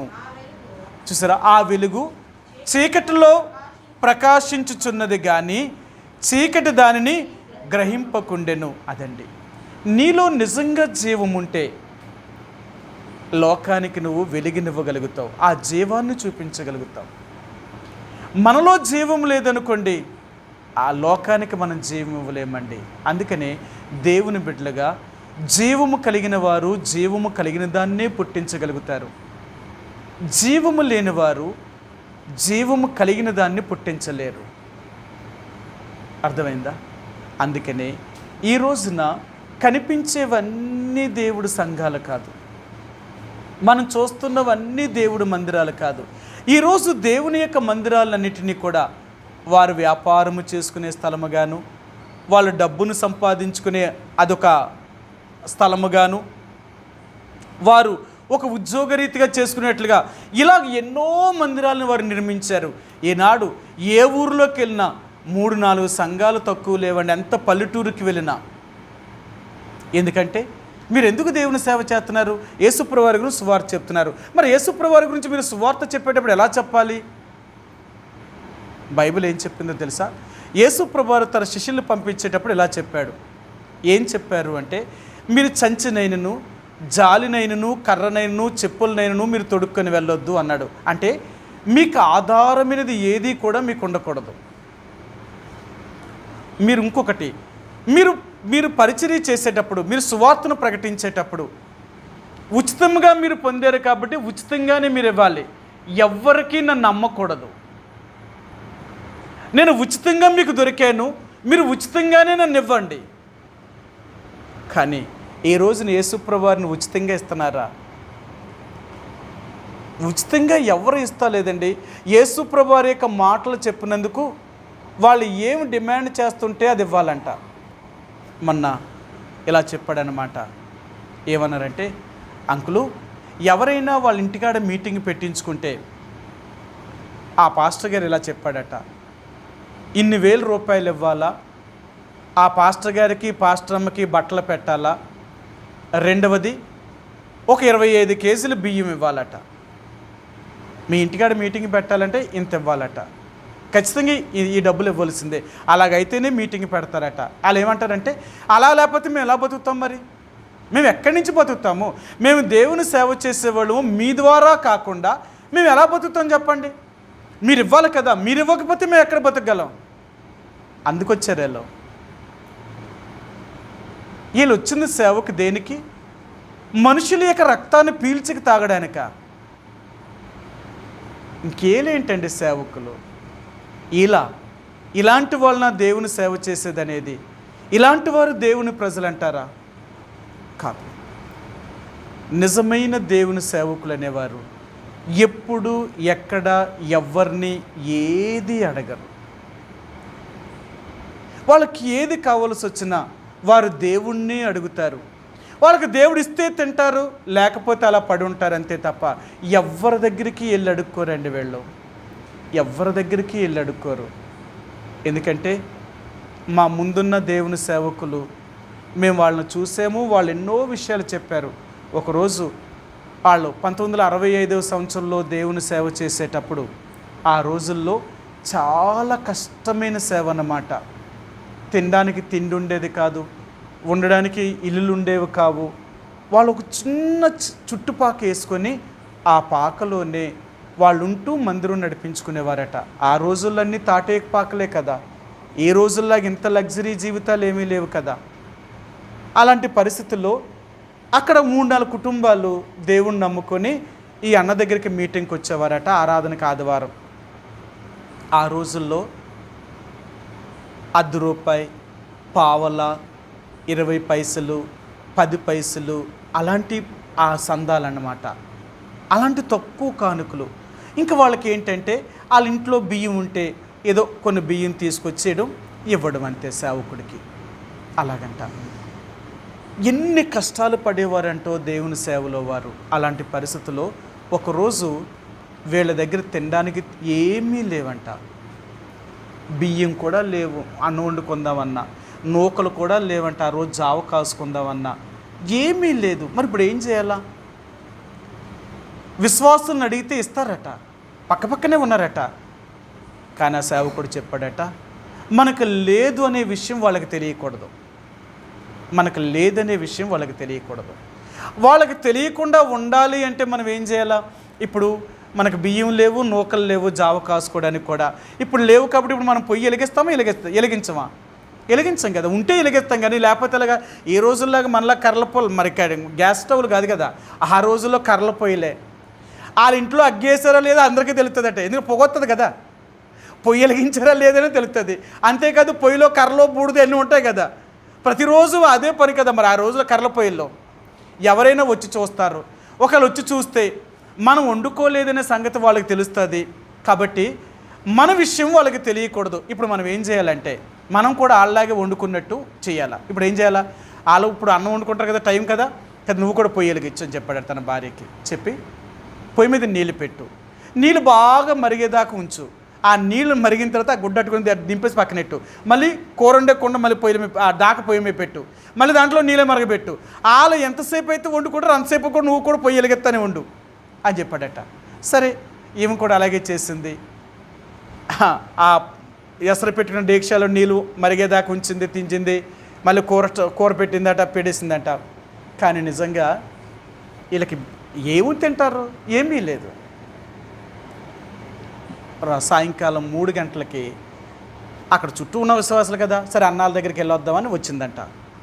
ఒక సిస్టర్ గారు వస్తే ఆమె పొయ్యి చూసింది, వండుకున్నట్టే కనపడుతున్నారు. డేక్షాలు కూడా మసి అయిపోయి ఆ కూరది ఆ డేక్షాల కనపడుతుంది, అన్నం వండుకున్న డేక్షా కూడా కనపడుతుంది. అయినా ఈ మనసు ఒప్పకి అడిగిందంట అక్కనే, అక్క ఏం కూర వండారు అని అడిగిందంట. ఏం కూర వండిందని అడిగారట. అడిగితే వండామమ్మా కూర. అయితే నిజంగా మీరు వండారా అన్నాడట. వండానమ్మా. భోజనం చేస్తారంటే చేసామమ్మా. ఇప్పుడు దాకా ఎందుకు ఉంటావు? 1 గంటకి 12:30కే భోజనం చేసేస్తాం కదా, ఇప్పుడు దాకా ఎందుకుంటావు? 3 గంటలకు వచ్చి అడుగుతావా అని ఆయన అన్నగారు కోప్పడ్డాడట. లేదన్నా, నిజం చెప్పండి, మీరు వండుకున్నారా? ఏంటమ్మా అలా 10 సార్లు అడుగుతున్నావు? వండుకున్నామని చెప్తున్నావు, తినేసామని చెప్తున్నావు కదా. అప్పుడు ఆమె అన్నదట, ఆ 2 డేక్షాలు వెళ్ళి ఆ మూతలు తీసి చూపించిందట. అన్న మీరు వండుకున్నారా? ఏం చూపించండి, వండుకున్న డేక్షాలు వేయి అని అడిగిందట. ఇదా? ఎందుకన్నా మీరు అలా చేశారు? ఒక్క మాట నాకు చెప్పుంటే నిద్దును కదా, ఎందుకు మీరు ఆకలితో ఉండాలా అని అన్నదట. అప్పుడు ఆయన చెప్పాడట, అమ్మా ఈరోజు దేవుడు మాకు ఇలా ఉండాలని నేర్పించాలనుకున్నాడు. మేము వచ్చి అడిగితే మీరు ఇస్తారు, కానీ అది మంచిది కాదు. మేము దేవుని సేవకు వచ్చిన వాళ్ళు, మేము ఎవరిని అడగకూడదు, ఎవ్వరికీ చెప్పకూడదు. మాకు దేవుడు ఇస్తేనే తినాలి, లేకపోతే అలా పడి ఉండాలి. కానీ మేము ఇలాగ అడుక్కోవడం మంచిది కాదు. మీరు విశ్వాసులైనా సరే మిమ్మల్ని మేము అడగకూడదు. మీకు ఏదైనా ఇవ్వాలి అనుకుంటే మీరు తీసుకొచ్చి ఇవ్వాలే తప్ప మేము అడగకూడదు అని చెప్పారట.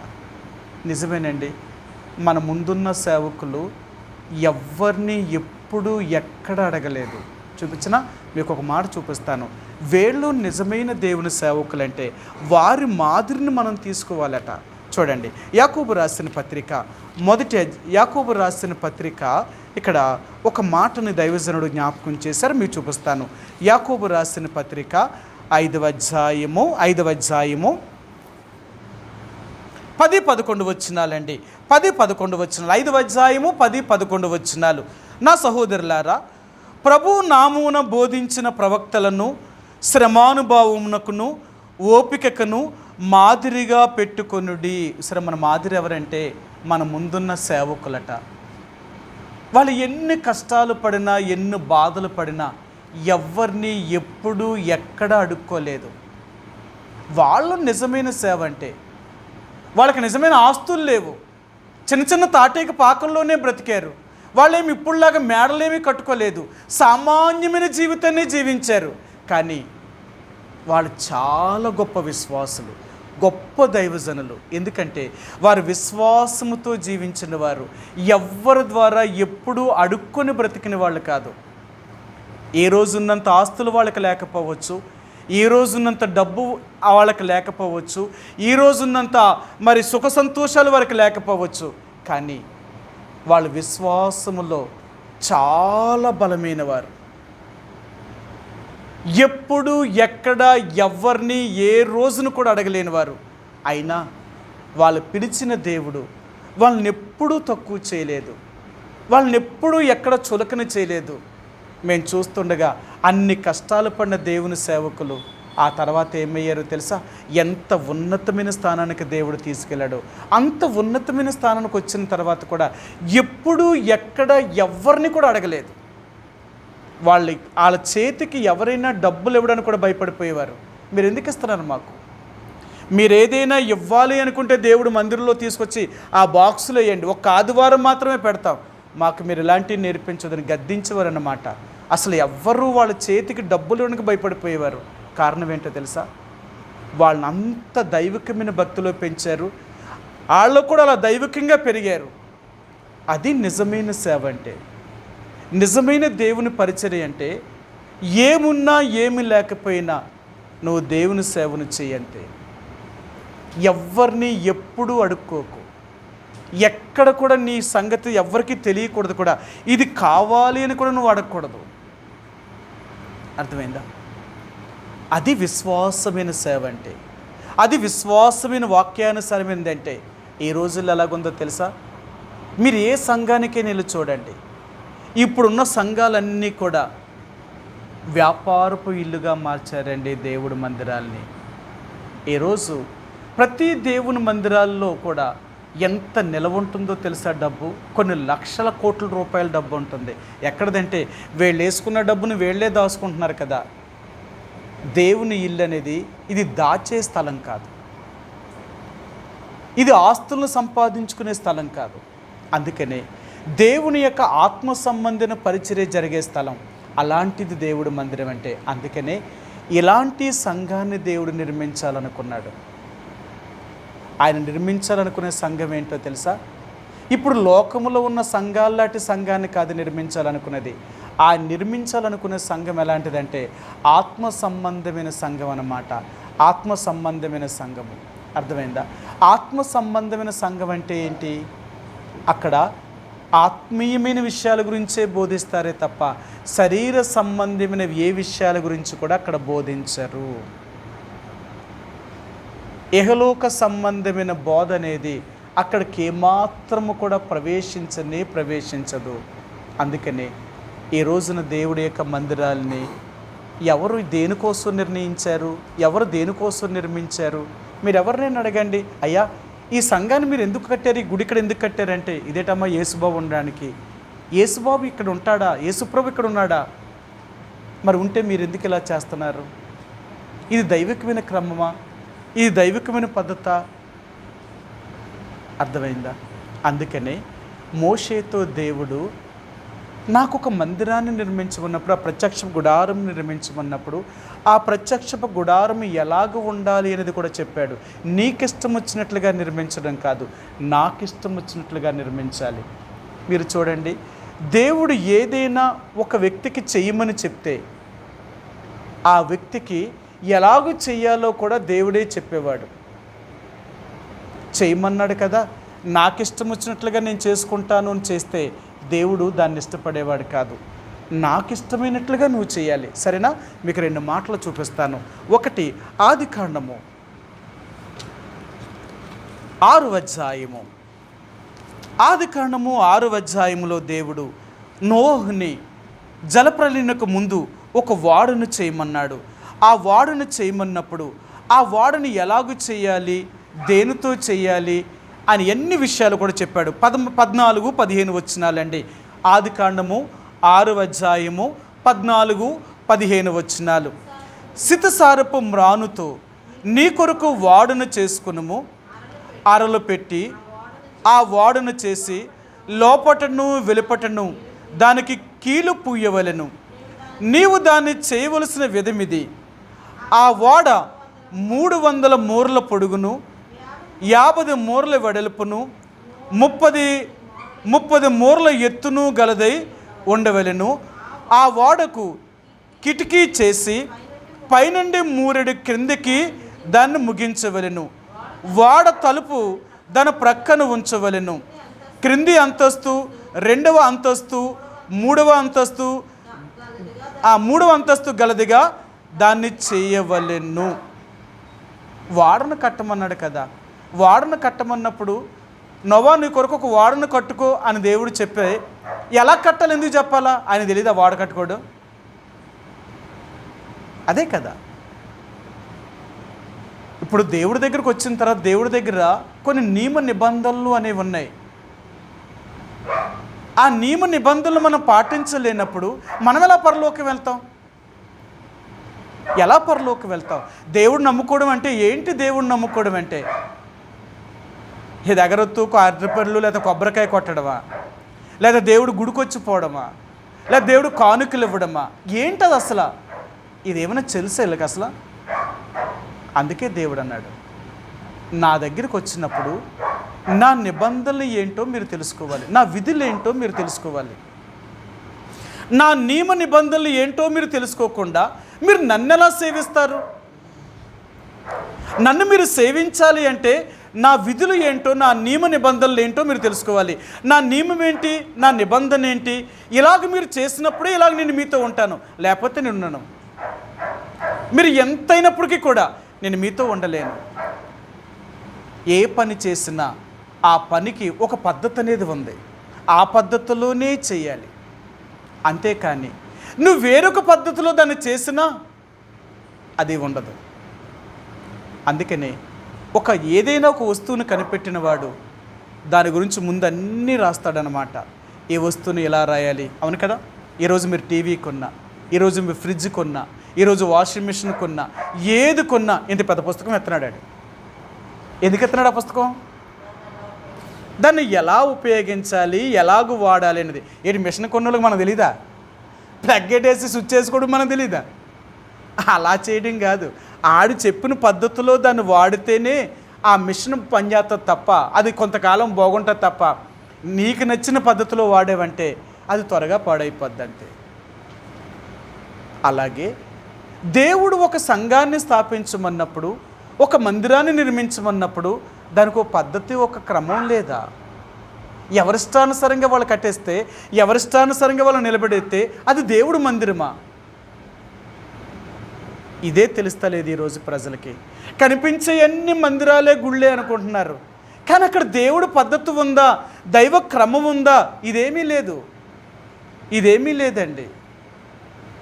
అందుకని నోవాతో చెప్పాడు, నోవా ఒక వాడను చేసుకో. ఆ వాడను మళ్ళీ దేనితో చెయ్యాలి అంటే ఆ చెక్కను కూడా నీకు ఇష్టం వచ్చిన చెక్క ఎట్టకూడదు, సితసారపు మ్రానుతోనే నువ్వు వాడని చేయాలా. రెండవది, దాని బయట లోన కూడా కీలు పూయాల. అసలు కీలు ఎలా పోస్తారు తెలుసా? వాడలకు బయటే పోస్తారు తప్ప లోన పూయరు. కానీ నేనేం చెప్తానంటే లోన బయట నువ్వు 2 వైపులు కూడా పూయాల, 2 వైపులు కూడా పూయాల. రెండవదిగా ఆ వాడ 3 అంతస్తులు ఎత్తు ఉండాలా, దాని పొడుగు ఎంత ఉండాలా, దాని వెడల్పు ఎంత ఉండాలా, దాని ఎత్తు ఎంత ఉండాలా. మళ్ళీ చెప్తున్నాడు, ఎంత పొడుగుండాలో చెప్పాడు, ఎంత వెడల్పు ఉండాలో చెప్పాడు, ఎంత ఎత్తు ఉండాలో చెప్పాడు. అంతేకాదు దీన్ని 3 అంతస్తులుగా చేయాలి నువ్వు. 3 అంతస్తులు, మొదటి అంతస్తు, రెండవ అంతస్తు, మూడవ అంతస్తు. ఇప్పుడు నువ్వు కిటికీని, నువ్వు గుమ్మాన్ని, తలుపుని ఎక్కడ పెట్టాలంటే 3వ అంతస్తు దగ్గర దానికి ఇంత భాగములో చూడండి ఆయన ఏం చెప్పాడట, ఆ వాడకి నువ్వు కిటికీలు చేసి ఎక్కడ పెట్టాలన్నట 16 వచ్చినవండి. ఆ వాడకు కిటికీ చేసి పైనుండి 3 క్రిందికి దాన్ని ముగించవలను. అంటే 3వ అంతస్తు నుండి కిందకి 3 అడుగులు కిందకి నువ్వు పెట్టి అక్కడ కిటికీ పెట్టు. ఆ కిటికీ ప్రక్కనే దాని తలుపును కూడా పెట్టు. 3 అంతస్తుల పైన పెట్టమంటున్నాడు, కింద కాదు పెట్టమంటున్నాడు ఆయన. ప్రభువా అంత పైకి ఎక్కగలమా? 30 మూరలు ఎత్తు అంటే కనీసం 45 అడుగులు ఎత్తు అన్నమాట. అంత పైన పెట్టమంటున్నావు, అక్కడికి ఎలా ఎక్కుతాము? నువ్వు చెప్పింది చెయ్యి అంతే. ఎలా ఎక్కుతాము, ఎలాగ వెళ్ళాలి, ఇవన్నీ నువ్వు అడగవలసిన ప్రశ్న కాదు, నేను చెప్తాను వాటికి. నోవా మారు మాట మాట్లాడకుండా దేవుడు తనకి ఎలాగూ చేయమన్నాడో అలాగే చేశాడట. సరే మీకు ఆ మాట చూపిస్తాను. 6వ అధ్యాయము 22 వచ్చినవండి. 6:22 నోవహు అట్లు చేసెను, దేవుడు అతనికి ఆజ్ఞాపించిన ప్రకారము యావత్తును చేశాను. అది నోవా ఎలా చేశాడో తెలుసా? దేవుడు తనకు ఆజ్ఞాపించిన ప్రకారము చేసి ముగించాడట, తనకిష్టం వచ్చినట్లుగా ముగించలేదు. అది దేవుడి యొక్క పని అంటే. అర్థమైందా? దేవుడు ఒక పని చేయమన్నాడు అంటే అది ఎలాగ చేయమన్నాడు, ఎందుకు చేయమన్నాడు, అది ఎలాగ చేయాలో అన్నీ ఆయన దగ్గర తెలుసుకోవాలి. మీకు ఒక మాట చెప్తాను. దైవజనుడు భక్సింగ్ గారిని కూడా దేవుడు తన సేవకు పిలిచిన తర్వాత ఆయన లండన్ నుంచి తిరిగి ఇండియాకు వచ్చిన తర్వాత చాలా రోజులు ఆయన దేవుని సువార్థికుడిగా పనిచేస్తూ ఎన్నో సంవత్సరాలు, అంటే ఆయన 1932వ సంవత్సరంలో ఆయన ఇండియా వచ్చిన తర్వాత 32 నుంచి రమారమి 39-40 సంవత్సరాల వరకు ఒక సువార్థికుడిగానే పనిచేశాడట. కానీ దేవుడు ఆయనకి ఏం చెప్పాడంటేనంట, నువ్వు ఏదో పత్రికలు ఇచ్చుకుంటూ సువార్త చేసుకుపోతున్నాను, నేను అందరికీ చెప్తున్నా, ఇదే నా పని, ఇది నీ పని కాదు, ఇంకా అయిపోయింది నీ పని. ఇప్పుడు నువ్వేం చేయాలంటే సంఘాలను స్థాపించు, సంఘము స్థాపించు అన్నాడట. సంఘాన్ని నేను స్థాపించడమా? అప్పటికే ఎన్నో మిషనరీలు సంఘాలు ఉన్నాయన్నమాట. ఎన్నో సంఘాలు ఉన్నాయి. ఈయనేదో కొత్తగా స్థాపించడం కాదు, ఈయనేదో 20వ శతాబ్దంలో భక్సింగ్ గారు వచ్చి ఆయన ఏదో సంఘాన్ని స్థాపించడం చెప్పడానికి, ఇది మొదటి శతాబ్దం నుంచి ఉన్నాయి సంఘాలు. మరి కొత్తగా ఈయనే సంఘం స్థాపించాలా? నేనే సంఘాన్ని స్థాపిస్తాను తండ్రి, ఇప్పుడున్న సంఘాలు ఎన్నో ఉన్నాయి కదా, ఇప్పుడు నేను సంఘం స్థాపించడం ఏంటంటే, అప్పుడు చెప్పాడట దేవుడు, నేను చెప్పినట్లుగా నువ్వు చెయ్యి అంతే, నేను చెప్పినట్లుగా చెయ్యి. ఆయన మరి మెడ్రాసు జరిగిన విషయాలన్నీ మీకు తెలుసు, ఎన్నోసార్లు చెప్పాం. మెడ్రాసులో ఎలా ప్రత్యేకమైన కొడుకులు పెట్టినప్పుడు ఆయన వెళ్ళాడు, ఎలా ఎంతమంది బయటకు వచ్చారు. ఆయన తర్వాత నీలగిరి కొండల మీదకి వెళ్ళి అక్కడ దేవుడు తనతో మాట్లాడడం వల్ల మళ్ళీ తిరిగి మెడ్రాసు వచ్చాడు. మెడ్రాసు వచ్చి అతనితో ఎవరైతే పరిచయమైన వారు అంతకు ముందు ఉన్నారో బ్రదర్స్ అనేవారు ఒక 7-8 మందిని ఆయన ఉత్తరం రాశాడు, నేను పలానా రోజు మెడ్రాసు వస్తున్నాను, అక్కడికి రండి మీరని చెప్పి. ఆయన ఆ కొంతమందితో ఆ మెడ్రాస్ దగ్గర ఉన్న పల్లవరపు కొండల మీదకి వెళ్ళి ఆయన ప్రార్థన చేయడం ఆ రాత్రి మొదలుపెట్టాడట. వాళ్ళు మొదలుపెట్టి దేవుణ్ణి అడిగారట భక్సింగ్ గారు, ప్రభువా నువ్వు సంఘాన్ని స్థాపించమంటున్నావు, ఏ నమూనాలో నేను సంఘాన్ని స్థాపించాలి, ఏ పద్ధతిలో నేను సంఘాన్ని స్థాపించాలి? అప్పుడు ఆయన చెప్పాడట దేవుడు, ఇప్పుడున్న ఏ క్రైస్తవ సంఘాలతో నువ్వు కలవకూడదు, ఏ డినామినేషన్లతో నువ్వు కలవకూడదు. ఎందుకంటే ఇవన్నీ మనుషులు స్థాపించుకున్నాయి, వాళ్ళకి ఇష్టమైన పద్ధతిలో చేస్తున్నారే తప్ప నాకు ఇష్టమైన పద్ధతిలో చేస్తలేదు. కాబట్టి నేను నిన్ను ఎందుకు ఏర్పరచుకున్నాను అంటే నాకు ఇష్టమైన పద్ధతిలో నువ్వు చేయాలా. సరే, నీకు ఇష్టమైన పద్ధతిలో చేయడం, నీకు ఇష్టమైంది ఏంటో నాకెలా తెలుసు? ఆ రాత్రంతా వాళ్ళ ప్రార్థన చేస్తూ వాక్యాన్ని చదువుతూ, ప్రార్థన చేస్తూ వాక్యాన్ని చదువుతూ ఉంటే దేవుడు వాళ్ళకి ఈ మాట గుర్తు చేశాడట. వాళ్ళు చదువుతూ ఉన్నప్పుడు అపోస్తుల కార్యాలు, ఆ రోజు అపోస్తుల కార్యాలు చదువుతున్నారట వాళ్ళు. అసలు ఆది సంఘం అంటే ఎక్కడ స్థాపించబడింది, ఎలాగ స్థాపించబడింది అని చదువుతున్నారు. వాళ్ళు చదువుతూ వచ్చినప్పుడు అపోస్తుల కార్యములు 2వ అధ్యాయము 42వ వచనం వీళ్ళకి కనిపించిందంట. వీరు అపోస్తుల యొక్క బోధ యందును, సహవాసమందును, రొట్టె విరుచట యందును, ప్రార్థన చేయట యందును ఎడతెగక కూడుకొనిరి. వాళ్ళకి దేవుడు చెప్పాడట, ఇది నేను స్థాపించిన మొదటి సంఘం అంటే ఇలాగుండేది. నేను నా శిష్యులకి ఏం చెప్పానో అలాంటి సంఘాన్ని వారు స్థాపించారు. కానీ ఆ సంఘాలను స్థాపించిన తర్వాత ఇప్పుడు శరీర సంబంధించిన మనుషులు వచ్చి ఆ సంఘాన్ని నాశనము చేసి వీళ్ళ పేరు ప్రఖ్యాతుల కొరకే మనుషుల పేర్లు పెట్టి సంఘాలను స్థాపించేశారు.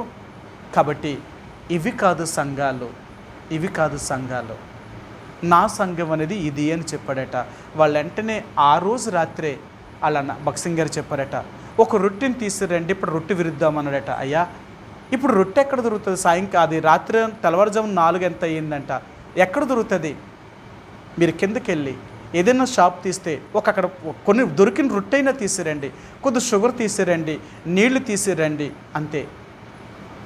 ఆ రోజు మొట్టమొదటి రోజు తెల్లవారుజామున 4 గంటలకి వారు రొట్టె విరిచి ఆ షుగర్ నీళ్ళు ద్రాక్షారసంగా వాళ్ళు తీసుకొని ఆ రోజు వాళ్ళ సంఘం అంటే ఏంటి అనేది చూపించాడండి దేవుడు. అలాగ దైవుడు జనుడైన భక్సింగ్ గారి చేత దేవుడు ఆది సంఘ దర్శనాన్ని తీసుకొచ్చాడు. ఆయనకదే చెప్పాడు. ఆయన ఎవరితోటి బయట సంఘాలతో కలవలేదు.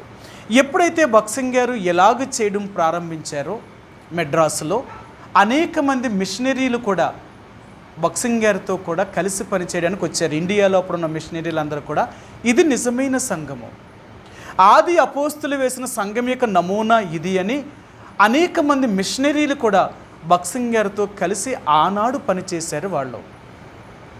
ఆ రోజు నుంచి ఈ రోజు వరకు ఆ సంఘం యొక్క నమూనా అంటే, ఆ సంఘం యొక్క దర్శనం అంటే అది.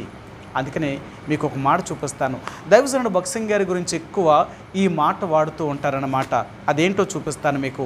అపోస్తుల కార్యములు 26వ అధ్యాయము, అపోస్తుల కార్యములు 26వ అధ్యాయము 26వ అధ్యాయము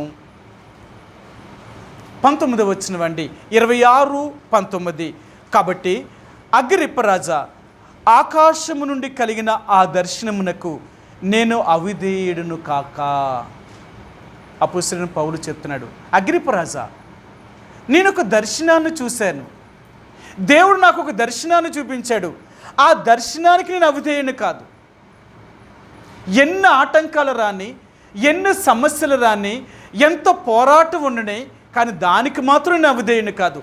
నా ప్రాణం పోయినా ఆ దర్శనములోనే నేను ఉంటాను తప్ప ఆ దర్శనానికి నేను అవిధేయుని చూపించను, అవిధేయుని కాదు. అదే దైవజనుడు భక్సింగ్ గారు కూడా దేవుడు చూపించాడట. ఏ దర్శనాన్ని అయితే దేవుడు భక్సింగ్ గారికి చూపించాడో అదే దర్శనంతో ఆయన పరిచర్య ప్రారంభించినప్పుడు భక్సింగ్ గారిని ఆ రోజుల్లో ఏమన్నారట తెలుసా? ఒక దొంగ బోధకుడు అన్నారట. రెండవదిగా ఈయనే అంత్యక్రీస్తు బోధన బోధిస్తున్నాడు అన్నారట. ఈయన మన మత సిద్ధాంతాలకు వ్యతిరేకంగా బోధిస్తున్నాడు, ఈయన తప్పుడు ప్రవక్త అని బోధించారట.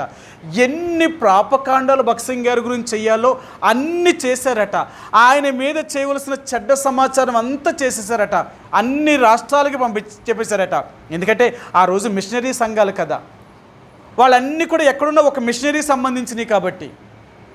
అప్పుడు వాళ్ళు చెప్పింది ఏంటంటే, మీరెవరైనా భక్సింగ్ గారు బోధగాని విని ఆయన దగ్గరికి వెళితే, ఆయన మీటింగ్స్కి వెళ్ళినా, ఆయన దగ్గరికి వెళ్ళినట్టు తెలిసినా మా సంఘాల్లో నుంచి మేము వెలివేస్తాము. అంతేకాదు, మీరు చచ్చిపోతే మా సమాధుల్లో పెట్టడానికి మీకు స్థలం ఇవ్వం, మీ పిల్లలు చదవడానికి మా స్కూల్కి రానివ్వం. ఎన్ని ఆటంకాలు పెట్టారట ఆ రోజు వాళ్ళకి. కానీ అన్నారు, మీరు చదివించకపోతే మేము చదువుకోలేమా? మీరు సమాధుల స్థలం ఇవ్వకపోతే మేము ఎక్కడ సమాధి చేసుకోలేమా? నిజమైన వాక్యానుసారమైన స్థలం అది దేవుడు మందిరం మీరు చూపించే స్థలం. అందుకని కొన్ని వేల మంది అలా రావడం ప్రారంభించారట. మెడ్రాసులో మొట్టమొదటిగా 1942-41 సంవత్సరంలో జెహోషామా ప్రార్థనా మందిరాన్ని ఆయన స్థాపించాడు. ఆయన అదే సంఘ దర్శనముతో ఆయన బ్రతికినంత కాలము కూడా కొంచెం కూడా కదలలేదు. ఆ దర్శనానికి అవిధేయుడు కాలేదు. ఎప్పుడు కూడా తనకి ఏది కావాలన్నా ఆయన దేవుణ్ణి అడిగాడే తప్ప ఏ విశ్వాసికి కూడా ఆయన తన సమస్యలు చెప్పలేదు. ఆయన విశ్వాసముతో ఆయన పరిచర్య చేశాడు. అందుకనే దేవుడు కూడా ఆ దైవజనుడి యొక్క పరిచర్యను, దేవుడు అతనికి అప్పగించిన ఆ పనిని ఎంతో అభివృద్ధి చేశాడు. నేను ఎందుకు చెప్తున్నాను అంటే, అసలు దేవుడు ఒక సంఘాన్ని కట్టమన్నాడు అంటే ఏ సంఘాన్ని కట్టమన్నాడు? ఒక సంఘం ఇలాగుండాలని చెప్పిన తర్వాత ఆ సంఘం కాకుండా ఇంకో సంఘం ఎలా కట్టమంటాడు ఆయన? ఒకే వ్యక్తి ఇన్ని సంఘాలను స్థాపించమంటాడా? ఇదెక్కడ ఉందండి బైబిల్లో? అది లేదు. అలాగా ఆయన ఒక నమూనాని ఇచ్చాడు అంటే ఆ నమూనాలోనే మనం నిలిచి ఉండాలి. అదే బైబిల్ క్రమం, అదే బైబిల్ పద్ధతి. అంతే తప్ప ఏదో నీకు బైబిల్లో ఒక మాట దొరికిందని ఈ పేరు మీద ఒక సంఘం, ఇంకో మాట దొరికిందని ఆ పేరు మీద ఒక సంఘం, ఇలాగ సంఘాలను స్థాపించుకుంటూ వెళ్ళిపోయారు. సంఘాలు స్థాపించిన వాళ్ళు ఏదైతే వాళ్ళకి ఆ సిద్ధాంతం ఉందో ఆ సిద్ధాంత ప్రకారంగానే వెళ్ళిపోయారు. మీరు చూడండి, ఈరోజు లోకల్లో ఉన్న సంఘాలన్నీ కూడా ఎవరి పద్ధతులు నడుస్తున్నాయో తెలుసా? వాళ్ళు ఆ సంఘాన్ని స్థాపించిన వాళ్ళు ఏ పద్ధతి అయితే చెప్పారో ఆ పద్ధతినే పాటిస్తారు. మీరు ఏదైనా చూడండి, బయట ఉన్న ఆ మిషనరీ సంఘాలు కానీ లేకపోతే ఇండిపెండెంట్గా చేసుకున్న సేవ చేస్తున్న వాళ్ళని కానీ మీరు చూస్తే ఏ నమూనాలో నువ్వు సేవ చేస్తున్నావు, నీకు దేవుడు ఎలా చేయమన్నాడంటే ఇదిగో దేవుడు నాకు ఇలా చెప్పాడు అన్నాడు. ఇలాగెందుకు చెప్తాడు? ఎలా రాసుంటే? ఇది నీ సొంతంగా నువ్వు చేసుకున్న బోధ, నువ్వు సొంతంగా చేసుకుంటున్నావు. ఇది దేవుడు నీతో లేదు. అందుకని అంటాడు, దేవుని యొక్క పరిచర్య చేసే పని నీ సొంతంగా కట్టిన సంఘాలేమి కూడా నీ కాదයි. ఇది నీకోసం నువ్వు స్థాపించుకున్న సంఘాలు, దేవుడు కొరకు కాదు. నువ్వు నిజంగా దేవుని సంఘంలో నిలిచి ఉండాలంటే దేవుడు ఒక సంఘానికి ఒక నియమం పెట్టాడు, ఆ నియమంలోనే ఉండాలా. మళ్ళీ దైవజనుడు భక్సింగ్ గారికి దేవుడు చూపించాడు అపోస్తుల యొక్క బోధ, ఈ సహవాసము, రొట్టె విరుచుట, ప్రార్థన చేయుట, ఇవి 4 కాకుండా ఇంకొక 5 విషయాలు కూడా చూపించాడు. సంఘానికి ఎలాగుండాలి?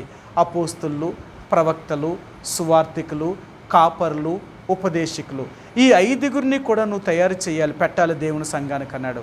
మరలా దేవుడు ఆయనకి ఏమైతే చెప్పాడో దేవుని సంఘములోనే ఈ 5గురిని కూడా దేవుడు కొరకు సిద్ధం చేశాడు ఆయన. అందుకనే మన మందిరాల్లో ఒక దేవుని సేవకుడే బోధించడం కాదు, ఒక విశ్వాసి కూడా బోధించగలుగుతాడు. ఒక దేవుని సేవకుడే బల్లెరవడం కాదు, ఒక విశ్వాసు కూడా బల్లెరుస్తాడు. వాళ్ళకి అన్నీ నేర్పిస్తాడు. నేనున్నా లేకపోయినా మీరు ఎప్పుడు కూడా దేవుని యొక్క పరిచర్య ఎలా కొనసాగించాలి అని చూపించడం కొరకు ఎలాగెప్పుడైతే చేశారో ఇప్పుడు విశ్వాసులు ఏమో తెలుసా, ఇక సేవకుడు మనకెందుకు, మనం వర్తమానం చెప్పేసుకుంటున్నాం, మనం బల్లిరు చేస్తున్నాం, మనం ఆఫరింగ్ కూడా మనమే లెక్క పెట్టుకుంటున్నాం. ఇవన్నీ మనం చేస్తున్నప్పుడు సేవకుడు ఎందుకు? సేవకుడు అనవసరంగా మనకు డబ్బులు ఇచ్చి ఆయన ఖర్చు పెట్టడం, మన డబ్బు అంతా ఆయన ఖర్చు పెడుతున్నాడు. అసలు మాకు సేవకుడే వద్దు. కొన్ని సంఘాలు ఇప్పుడు ఎలాగేడు తెలుసా, సేవకుడు లేడు. వాళ్ళు ఏమంటారు తెలుసా, మనం అందరము రాజులైన యాజక సమూహం, మనందరం సేవకులమే కదా. దేవుడు మనందరిని ఏం చేశాడట, రాజులైన యాజక సమూహములోనికి చేర్చాడట. ఇప్పుడు మనమే రాజులు, మనమే యాజకులు, కాబట్టి మనం వేసిన డబ్బును మనమే తినొచ్చు. నిజమండి.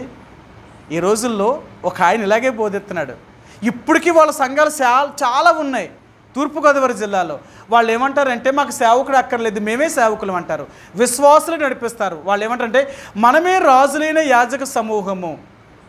పేతురు రాసిన పత్రికలు అన్నాడు కదా, మనమే రాజులము, మనమే యాజకులుగా చేశాడట. మరి మీరే యాజకులు, మీరే మరి రాజులైతే మరి దేవుడు మరి ఎందుకు పిలవాలి? ఒక సేవకుడిని ఎందుకు పిలవాలి? ఆ సేవకుడికి ఈ బాధ్యతలు ఎందుకు అప్పగించాలి? సేవకుడు అనే వారికి ఇన్ని విషయాలు ఎందుకు రాశాడు బైబిల్లో? మరి మీకే రాయొచ్చు కదా. వాళ్ళకి సేవకుడు అక్కర్లేదు, వాళ్ళే బోధించేసుకుంటారు, వాళ్ళే అన్నీ చేసుకుంటారు. ఆ వచ్చిన డబ్బులన్నీ కూడా వాళ్ళే దగ్గర పెట్టుకుంటారు. వాళ్ళకి ఏది కావాలంటే వండుకొని తింటారన్నమాట. ఎలాగుందో చూడండి. మళ్ళీ వాళ్ళు అంటారు ఇది కూడా మేము కూడా బక్సింగర్ ఫెలోషిప్ అని అంటారు. మళ్ళీ బక్సింగర్ మళ్ళీ ఫెలోషిప్లు అది కూడా చెప్పారు. మరి బక్సింగర్ ఫెలోషిప్లో ఎప్పుడు కూడా సేవకులు లేని సంఘం కాదు కదా. మరి ఇప్పుడు ఎలాగైంది ఇది? ఎంత దుర్బోధలు! అందుకన్నాడు యేసు ప్రభు వచ్చే రాకడలో ఎన్ని దుర్బోధలు పుడతాయో చూడండి, ఎన్ని తప్పుడు బోధలు. ఇవన్నీ ఎందుకో తెలుసా? అంత్యక్రీస్తుకి సపోర్ట్ చేయడం కొరకు. అందుకని సంఘము అంటే ఏంటో తెలుసా? అది దేవుని చేత నిర్మించబడిన సంఘం. అది వాక్యానుసారమైన సంఘమై ఉండాలా. ఆ సంఘానికి ఒక పేరు ఉండకూడదు. రెండవదిగా ఆ సంఘములో మానవ సంబంధమైన ఏ పద్ధతులు ఉండకూడదు. అది దైవికమైన క్రమం మాత్రమే ఉండాలి. అదే నిజమైన దేవుని సంఘం. అందుకనే ఇప్పుడు నోవహుతో దేవుడు చెప్పాడు, వాడను కట్టాలి అంటే ఎలాగ ఉండాలన్నాడు. ఇప్పుడు మోషేతో చెప్పాడు, మోషే నువ్వు ప్రత్యక్ష గుడారం నిర్మించాలంటే ఆ మందిరం ఎలాగ ఉండాలి అని చెప్పాడు ఆయన. దావీదు దేవుని యొక్క మందిరాన్ని కట్టాలనుకున్నప్పుడు కూడా దేవుడు దావీదుని మందిరం కట్టే అని చెప్పలేదు ఆయన. పోను సొలొమోను దేవుడు మందిరాన్ని కట్టేటప్పుడు తనకిష్టమైనట్లుగా మందిరం కట్టలేదు కదా. సొలొమోను మందిరాన్ని ఎలా కట్టాడు? సొలొమోను దేవుడి యొక్క మందిరాన్ని ఎలాగ కట్టాడు? తన జ్ఞానం చేత కట్టాడా? మరి ఎలా కట్టాడు? దేవుడు దావీదికి రాతరూపకంగా ముందే రాసిచ్చాడట మందిరం ఎలా కట్టాలో దాని నమూనా. అంతేనా? మొదటి దినవృత్తాంతాల గ్రంథము, మీకు ఆ ఒక్క మాట చూపించి నేను ముగిస్తాను. మొదటి దినవృత్తాంతాల గ్రంథము, దేవుడు వ్రాత మూలకముగా ఇచ్చిన ఆ మందిరము ఎలాగ ఉండాలనేది దేవుడు ముందే అతనికి ఇచ్చాడు కాబట్టి దాని ప్రకారంగా కట్టాడు ఆయన. 28వ అధ్యాయము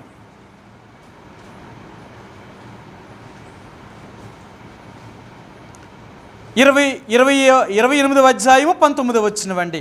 28-19 ఇవన్నీ అప్పగించి యెహోవా హస్తము నా మీదకి వచ్చి ఈ మచ్చుల పనంతయు వ్రాత మూలకముగా నాకు నేర్పెను అని సొలొమోనుతో చెప్పెను. దావీదు చెప్తున్నాడు, సొలొమోనా, దేవుని యొక్క మందిరం యొక్క నిర్మాణం ఎలాగ ఉండాలో దేవుడు వ్రాత మూలకముగా మచ్చుల పోలికగా నాకు చూపించాడు. ఇదిగో వాటినన్నిటినీ డిజైన్ చేశాను, వాటన్నిటినీ ఎలా కట్టాలో చూపించాడు దేవుడు. రాశాను, డిజైన్ చేశాను, ఇలాగే నువ్వు మందిరం కట్టాలన్నాడు. సొలొమోను మందిరం కట్టినప్పుడు తన తండ్రి ఏదైతే ఆ మచ్చులు ఇచ్చాడో దాని ప్రకారంగానే సొలొమోను మందిరం కట్టాడు.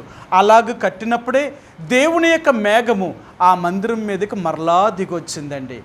ఒకవేళ సొలొమోను కానీ తన సొంత జ్ఞానము చేత మానవ జ్ఞానం చేత కానీ కట్టుంటే దేవుడు ఆ మందిరం మీదకి రాడు. నేను ఎందుకు చెప్తున్నాను అంటే, దేవుడు మందిరము అంటే మానవులు కట్టిన మందిరాలు కాదు. ఈరోజు డబ్బున్న వాళ్ళు అందరూ కట్టేస్తున్నారు గుళ్ళు. డబ్బున్న వాళ్ళు ప్రతి ఒక్కరు గుళ్ళు కట్టుకొని ఓ పాస్టర్ని ఎట్టి ఆ పాస్టర్కి జీతం ఇచ్చి ఆ వచ్చిన డబ్బు ఎవరు వాడుకుంటున్నారు? కట్టించిన వాళ్ళు. అంతే కదా. ఇప్పుడు డబ్బున్న వాళ్ళందరూ గుళ్ళు కట్టించి గుళ్ళో ఒక పాస్టర్ని పెట్టి ఆ డబ్బుని వీళ్ళు ఏం చేస్తున్నట్టు వీళ్ళు వాడుకుంటున్నారు. మా ఇష్టం మీకు కట్టాం కదా గుడి. అదా? ఇది ఒక వ్యాపారం చేసుకోవడానిక? ఇది ఒక బిజినెస్సా? అలాంటి మందిరాల్లో దేవుడు ఎక్కడ ఉంటాడండి? ఈరోజు పిచ్చి కాకపోతే ఆ మందిరాలు ఎలా ఉంటాయి తెలుసా? చాలా గొప్పగా కనపడతాయి. ఎంత సుఖం ఉంటుందో తెలుసా? ఎందుకంటే అక్కడ దేవుడు లేడు కదా. మనుషులు నిర్మించుకున్న మందిరాలు ఇవి. మనుషులు కట్టే మందిరాల్లో దేవుడు ఉండడు. దేవుడు ఆత్మ సంబంధమైన మందిరం ఎక్కడ కట్టబడుతుందో అక్కడ ఉంటాడు. ఇది దైవికమైన క్రమం కలిగిన మందిరం. అందుకనే దేవుడు ఈ అపోస్తల కార్యములో 7వ అధ్యాయము 44వ వచనంలో చెప్తున్నాడు ఆయన, దేవుడు వ్రాతము మోషేకి దేవుడు చూపించాడట, కొండ మీద నీకు చూపించిన మాదిరి చెప్పిన ఆ మందిరమును నిర్మించాలి. నీకు ఇష్టమైన పద్ధతిలో కాదు, నేను చెప్పినట్లుగా నిర్మించాలి. సరే మీకు చెప్తాను. మీరు దైవజనుడు భక్సింగ్ గారు దేవుని నివాస స్థలం అనే పుస్తకం రాశాడు. ఆయన దేవుని నివాస స్థలం అనే దాని మీద భక్సింగ్ గారు ప్రసంగం చేశాడనమాట. వాక్యం చెప్తూ ఉంటే ఆ యొక్క స్టెనోగ్రాఫర్లు ఏం చేశారంటే కింద అవన్నీ రాసి ఒక పుస్తకం కింద ప్రింట్ చేశారనమాట. దేవుని యొక్క మందిరములో ఏవేవి వస్తువులు ఉండాలి, ఎక్కడెక్కడ పెట్టాలి, ఏవేవి అనే వాటి గురించి ఎన్ని రాశాడు ఆయన. మీరు చదవండి. ఆ పుస్తకం ఎంత చక్కగా రాశాడో. ఆ తుమ్మకర్రతో ఎందుకు చేయమన్నాడు, ఆ తుమ్మకర్రకు బంగారు రేఖ ఎందుకు పొదిగించమన్నాడు, గరిటెలను గిన్నెలను ఆ యొక్క ద్రోమవర్ణము గల ఆ యొక్క తెరలను, లేక సముద్ర ఉత్సవాల చర్మములను, మేక చర్మములను, గొర్రె చర్మములను, ఇలాంటి రకరకాలమైన వాటిని అన్నిటినీ వాడు వాడారు. బంగారము, వెండి, రత్నములను వీటన్నిటినీ దేవుడు మందిరంలో పొదిగారు వాళ్ళు. ఇవన్నీ కలిపి వారు ప్రత్యక్ష గుడారము నిలబెట్టారండి. ఆ రోజు మందిరం ఎలాగుందో తెలుసా? ఎవరైనా ఆ మందిరంలోకి వెళ్తే అదొక స్వర్గములాగా ఉండేదన్నమాట. ప్రత్యక్ష గుడారం అది గుడారాలు అంటే తెరల మధ్య ఉండేది, కానీ లోనికి వెళితే మాత్రం ఆ డిజైనే వేరనమాట. ప్రపంచంలో ఏ డిజైనర్ కూడా అలాంటి డిజైన్ చేయలేడనమాట. ఆ రోజుల దేవుడు వాళ్ళకంత డిజైనింగ్ నేర్పించాడనమాట. ఆయన కట్టబోయే మందిరం ఎలాగ ఉండాలి ఆ ప్రత్యక్ష గుడారం అనేది మీరు చదవండి ఒకసారి. ప్రభు చిత్తమైతే వచ్చేవారు నేను చెప్తాను ఆ ప్రత్యక్ష గుడారములో ఏమేమి దేవుడు పెట్టాడు, ఎందుకు ఇవన్నీ చేయమన్నాడు. ఇన్ని అవసరమా? దేవుడు ఉండడానికి ఇన్ని అవసరం అంటారా? మరి ఎందుకు ఎన్ని కావాలన్నాడు? ఆయన ఉండాలి అంటే ఆయన చెప్పిన పద్ధతిలో మాత్రమే చేయాలి, అంతే. నీ సొంత పద్ధతి కానీ నా సొంత పద్ధతి కానీ ఏది కలపకూడదు. అందుకనే దేవుడు ఒక మాట చెప్పాడు అంటే ఆ మాటకి మన మాట కలపకూడదు ఇంకా. అందుకన్నాడు ఈ ధర్మశాస్త్రం ఉన్న వాక్యమునకు ఒక మాట మీరు చేర్చకూడదు, ఒక మాట కలపకూడదు. ఏది ఉందో అదే మనం జరిగించాలి, అదే మనం పాటించాలి. ఒకవేళ అలా పాటించినప్పుడు మన శ్రమలు ఉంటాయి, కష్టాలు ఉంటాయి, బాధలు ఉంటాయి. ఒకవేళ లోకంలో డబ్బు, పేరు, ప్రఖ్యాతులు మనకు లేకపోవచ్చు, కానీ దేవుడు ఉన్నాడు. దేవుడు ఉండే చోట ధనం ఉండదు, ధనం ఉండే చోట దేవుడు ఉండడు. అంతేనా? మీకు తెలుసు కదా, సిరికిని దేవుడికిని ఎవడనూ దాసుడిగా ఉండనేరడట. నీకు డబ్బే కావాలి అనుకుంటే దేవుడిని వదిలే. దేవుడిని వదిలేస్తే లోకంలో నువ్వు ఎంతైనా సంపాదించుకోవచ్చు. దేవుడు కావాలి అనుకుంటే ధనాన్ని వదిలే. నువ్వు దాన్ని సంపాదించకూడదు. నీకు దేవుడే కావాలి అనుకుంటే ఆయన కోసం శ్రమపడు. అందుకనే దేవుడి కోసం శ్రమపడేవారు ఎప్పుడూ కూడా ధనాన్ని ప్రేమించరు, ధనం కావాలని కోరుకోరు. వాళ్ళు ఎప్పుడు దాని గురించి బోధించరు, ఎవరిని అడగరు. నేను ఒక మాస్టర్ నా దగ్గరికి వచ్చేవాడు,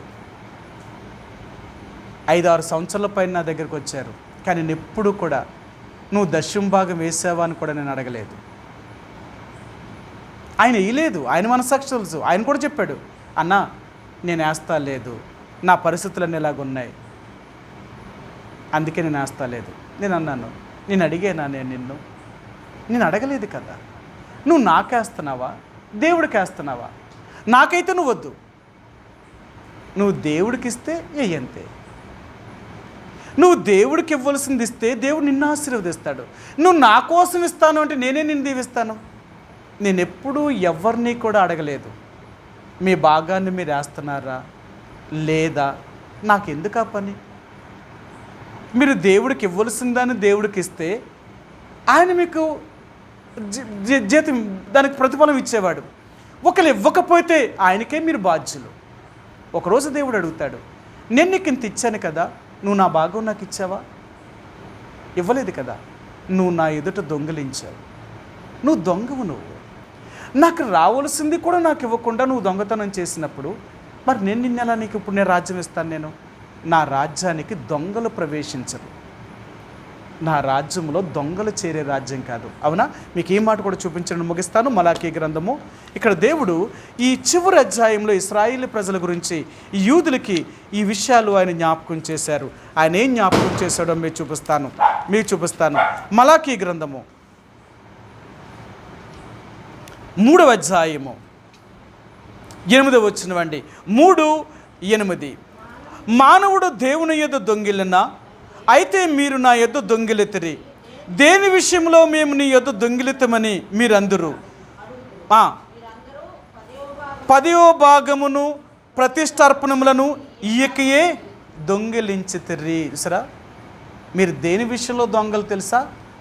నా మందిరములో నాకు రావాల్సిన 10వ భాగం మీరు ఇవ్వాల్సిన దాంట్లో మీరు దొంగతనం చేశారు. మరి మీకెలా నా రాజ్యం ఇస్తాను? నేనెవరిని మీ దగ్గరని అడగడానికి? మీరు ఇచ్చారా, ఇవ్వలేదా, దేవుడికి మీ భాగాలు వేస్తున్నారా లేదా నేను ఎందుకు అడుగుతాను? నాకిస్తున్నారా? ఏమన్నా నాకిస్తే ఒకవేళ మీరు వేయకపోతే ఖచ్చితంగా నేను అడుగుతాను, అమ్మా ఈ వారం మీరు వేయలేదేంటి, ఈ వారం మీరు తేలేదేంటి, ఈ నెలలో మీరు వేయలేదేంటి అని అడుగుతాను. ఇది నాకు కాదు కదా మీరు ఇచ్చేది, దేవుడికి. మీరు దేవుడికి ఇస్తున్నారు, దేవుడు మిమ్మల్ని దీవిస్తాడు, అంతే. నేనెవరిని? నేను మధ్యలో చెప్పవలసిన వాడిని, అంతే. అందుకే నేను చెప్పాను అంతే. ఒకవేళ మీరు ఇస్తే దేవుడిది, ఒకవేళ వేయకపోయినా మీరే దాన్ని నష్టపోతారు. ఎందుకంటే దేవుని భాగాన్ని దేవుని ఇవ్వకపోతే మనం దొంగిలించిన వారం అవుతామంట. దొంగిలించితే ఏ దొంగలైన వారు దేవుని యొక్క రాజ్యంలోనికి ప్రవేశించరు. అవునా? ఏ మాట కూడా చూపిస్తాను నేను మీకు. ఎవరు దేవుని యొక్క రాజ్యంలో ప్రవేశిస్తారు, ఎవరు ప్రవేశించరో చూపిస్తాను. 21వ అధ్యాయము ప్రకటన గ్రంథము.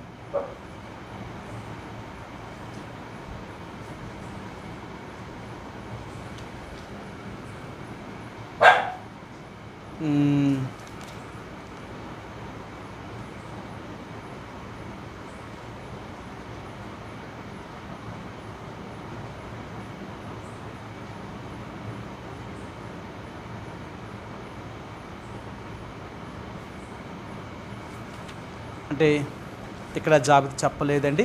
సరే మీకు చూపిస్తాను. కొరింథీయులకు రాసిన పత్రికలో అపోస్తలుడైన పౌలు ఈ మాట వాడాడైనా. ఆయన అంటాడు, దొంగలైనను దోచుకున్న వారైనను దేవుని యొక్క రాజ్యములోనికి ప్రవేశించరు అంటాడు ఆయన. సరే మీకు ఆ మాట చూపిస్తాను.